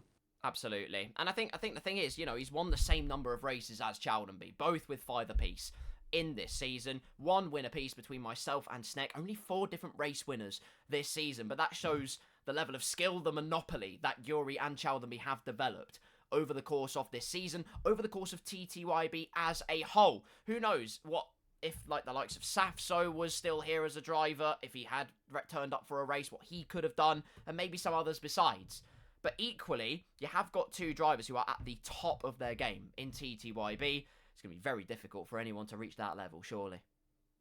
Yeah, without a shadow of a doubt. I mean, who knows? If you race a full season, you might be able to topple the title. Well, that could be a thing to see for next season. Obviously, we have no information when the next season will be starting, but I'm sure it will be within at least the next month. We get going for TTYB Season 5. Oh my goodness gracious me, RVK's gifted 10 subs. My goat. RVK with the 10 gifted. You madman. Well, I think that's the best gift to end off season number 4. That is an absolutely beautiful state of affairs. I can't stress that enough, truth be told. It's been a superlative season. It really has. Yes, we've had friction. Yes, we've had turbulence. But it's been a tremendous time at the end. That's what we all came for. And that's exactly what we got. The big question is, well, it's been a season of so many super moments. But what moment can we pick out as being like a defining moment? Maybe a moment of the season for us. A feel-good story that we can prize away from season 4. That is a really, really good question. I think you obviously have to put up the race that Yuri missed, because that was inevitably the thing which made him lose 30 points in the World Championship. And I don't actually know what the exact gap was coming towards the end of the season, obviously the sprint would have played a massive factor, and then obviously Yuri beat Shannon B in the Grand Prix as well. So if he had not missed that race, that could have been we could have been in that Saudi Arabia Grand Prix with a complete different level of tension in it. In terms of racing action, I think another one was the final corner, or the third to last corner in the Silverstone reverse, where Sheehan and Shannon B went wheel to wheel. Sheehan left Shannon B insufficient room. That led to Sheldon B getting a penalty where Sheehan actually finished P1 on the circuit, but then the steward stripped it away. That's probably another thing that helped Shannon B gain another 5 points, which then again, if you add that onto the fact that Fury didn't miss that Grand Prix, that could have been crucial for the World Championship. I couldn't agree more with you. I think when I look at like season defining moments or drives or feel good stories, I think in a weird way, it's not a weird way, it's always a wonderful way, and I think it is that Austria drive. I think it really is, because he missed a week, he came back, and that was tenacity. He was resilient, showed character all the way through. Yes, you can say that there was luck involved because others fell foul to certain conditions. Chalmers got damage in that race, for example, did really well to recover. But the main thing is, wheel issues on lap number 1. He was plumb last in that 100% race, but he knew there was a long way to go. He never gave up. And he was such a deserving winner of that particular race. And that's why I'll say it and say it again and reiterate the fact that he is a champion in waiting. Yes, life does get in the way, to be honest. That is just a matter of fact. Sometimes it is impossible to race every single week. But he's shown that it's not exactly a necessity to do that. He got close and he did miss some races. That just marks the raw speed and potential that he has. Yeah, without a doubt. I just got horrible. I actually completely forgot about the Austria race. Was that phenomenal comeback? But yeah, now you mentioned it. That I mean, from the pair of them, both Shallenby, who spun at turn 1, recovered from I think it was like P18 at one point to P3, and obviously Yuri lost to first. Maybe he was showboating. Maybe the wheel stuff didn't happen. Maybe he just wanted to go from last to first. Who knows? But yeah, it was a phenomenal drive from Yuri. But I have a question for you. Ooh, Obviously not just because he's world champion and that. Who would you say is your driver of the season? Ooh, do you know, in a weird way, that's what I was going to ask you as well. I was going to say drive. I'm going to pick 2. I'm going to go driver of the season, and then maybe not my dark horse of the season necessarily, but someone that maybe has gone a bit under the radar, has been lurking in the shadows, but has been slowly and surely putting in the hard work. I will say, I think it's a given who driver of the season is, really. He showed up. He was ever so ruthlessly consistent. There has to be Chowdenby. Chowdenby is my driver of the season, I think, by quite some margin, although Yuri does come very close in that conversation. There are 2 standouts, ultimately, that performed, showed up every single time they were on track. I think if you're looking at someone who, I'd say, went under the radar a little bit, I think you're going between Mackie and Mindmaster. I think both of them have put in some great performances. The podium was proof of it for Mackie, but Mindmaster has been consistently up there. I think to the Austria race, again, he was up there. He had some really, really good pace. So there's a few creases to iron out, maybe perhaps to really reach the level of Chowdenby and Yuri, but both of them have really showed a statement of improvement all the way through, I would say. Oh, yeah, without a shadow of a doubt. I mean, you've stolen my words for what I was going to say for the driver of the season. Shannon B, just completely ruthless. Like you said, Yuri, really, really close second. I would argue that he is the driver of the season because he missed the race, and I would like, after when stands are released, I'd like to see what the gap is, because say if it is under 30 points, that could have, if say Yuri had all the chance to win the Silverstone Reverse Grand Prix, if he had raced, that could have been the deciding factor. So yeah, they're both really close to go. In terms of Dark Horse, I would go with Duty. He was always there. Good shout. He got a podium in a race I've completely forgot about, so I'm very sorry about that. But Duty's always there at thereabouts, always there to pick up the scraps. Obviously, I don't think he wasn't here today. So the one race where there was probably the most scraps to pick up from is the one time he wasn't here. It's what it is. I mean, as far as I could tell from the championship standings, he was relatively set on for third. Don't quote me on that, actually. Where was he? He was on 206. Sheehan was on 174. I think he did a pretty good job of securing third place in the championship. So I agree. Went under the radar. Did a good shift all the way through. I think, though, we have to talk to not only our driver of the season, but the champion of season number 4. We're going to bring him in now. Ttyb, congratulations. You are champion of season 4. How does that feel? Honestly, I wasn't expecting it. Because the last time we was in equal cars and the Snack involved, you're involved, I was struggling. But I think getting used to this game over time really helped.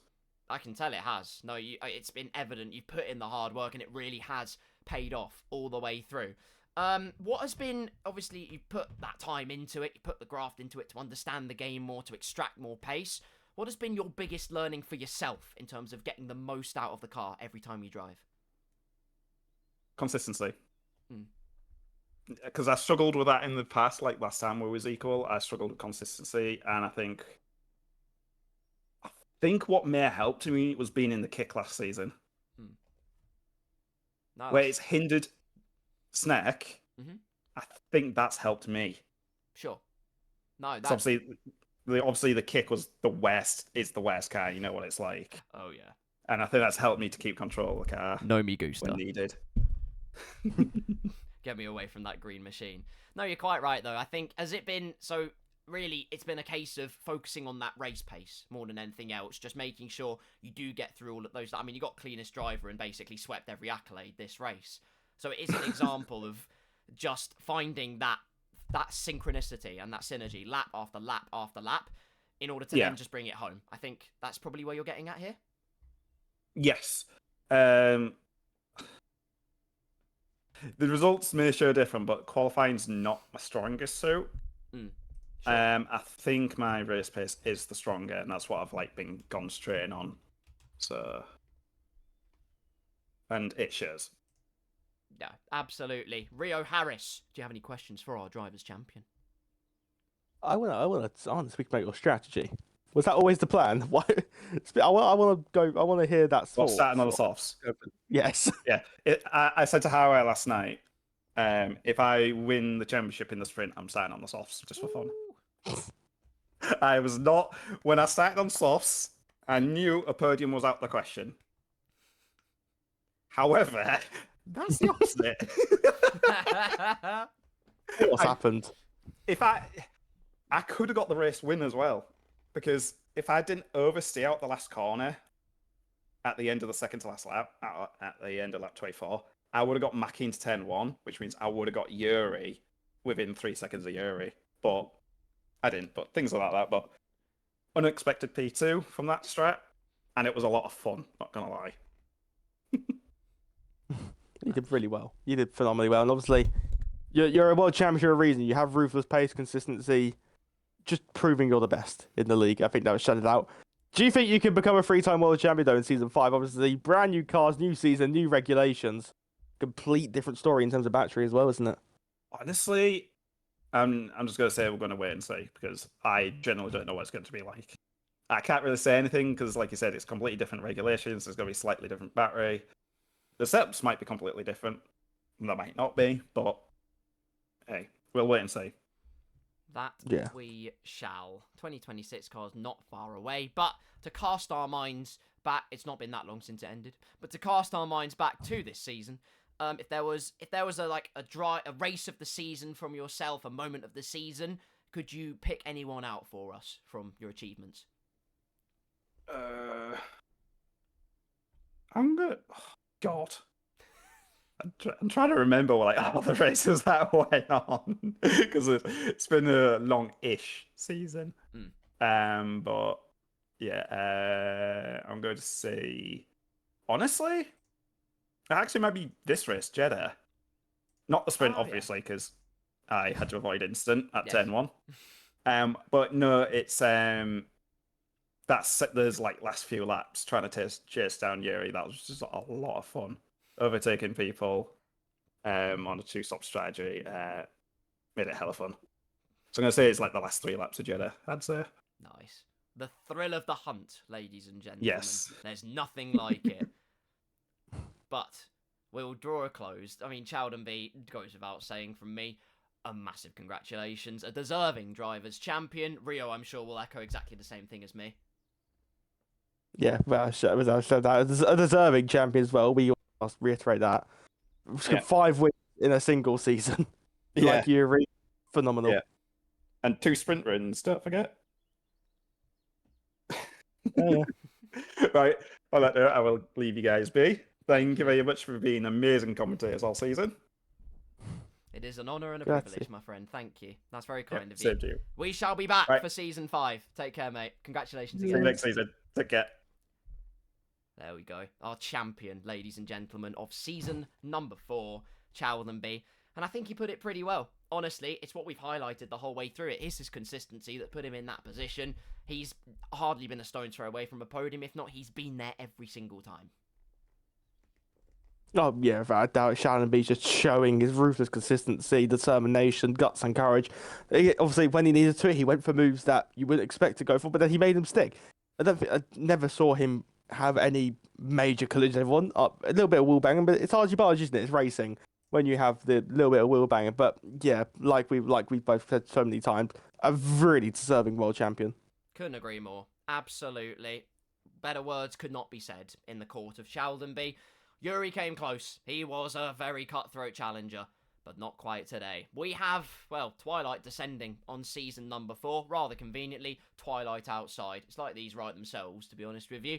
But what it does mean is that season 4 does have to come to a close. And all that remains to say is a massive thank you to every single one of you that has tuned in, whether that was from the very beginning, whether it was your first time today, helping us to cross that 100 follower mark. We see you. We appreciate you very much indeed. Hit that follow button. Make sure you keep up to date with all the social medias. Join the Discord, all the rest of it. As we head into 2026 territory in Season 5, will it be Ttyb to take home the triple championship? Or will it be Yuri to finally break the deadlock in the championship corner? Those are all questions. We'll have the answers in the next season. Rio, it has been an absolute honour and privilege doing this alongside you during the course of this season. Where can the lovely people find you on an interweb? Well, I'll tell you what, they cannot find me. They cannot find me in Maranello because I have no idea how to get there. But where they can find me is now Rio Harris F1 on every single social known to mankind. You search for it, you will find it nonetheless. But Carl, where can and can't they find you? Oh, I'll tell you where you can't find me, and that's nestling with gnats in Namibia. You won't find me there. But I'll tell you where you will find me, at my name, Carl Poranic, all one word. If you search that, you'll probably find me there. Whether it is on a Facebook, a Twitter, a YouTube, or exotic carrier peacock, you might well find me there. It's been an honour and privilege. Yes. Hello, Katie. Wait, hello. It's just been announced. Oh, We can finally tell you yes. that Ttyb Season 5 officially begins on Friday the 12th of June. Yes! On Yes. a new game. Well, Oh, the yeah. expansion pack. Yes. We will be having a pre-season race on the 5th. Just to test out the new cars, see what it's like. There we No go. drink, And no this was drink, no Fortis, drink, by the no way. drink. Fortis did this. Not Lovely. me. I'm just the deliverer. What circuit? I am the messenger. You know? What? So yeah, what circuit? No That's a good drink, question. no drink, no drink, We no don't drink. know. We- I'm not saying. Oh, well, there you go. As it says in Harry Potter, I'm not an owl. And with that, I will draw it to a close. It's been an honour. It really has. On my end, I apologise. I've been woefully inconsistent again in terms of commentating, but life has kind of happened. I'm glad I got to be here today, though. What a race we've had to just bring us home.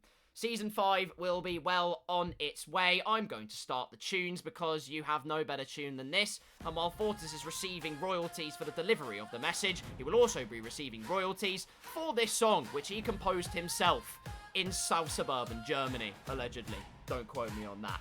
Like I say, make sure you follow all the social medias. 2026 cars will be here on June the 5th. Do we go to the Mad Ring? Stupid name. Or do we go to an historic track like Silverstone? Time will only tell.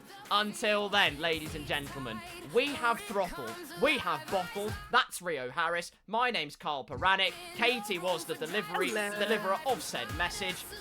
And we'll draw it to a close. Thank you all ever so much for watching. Take care of yourselves. And for one last time in Season 4, goodbye!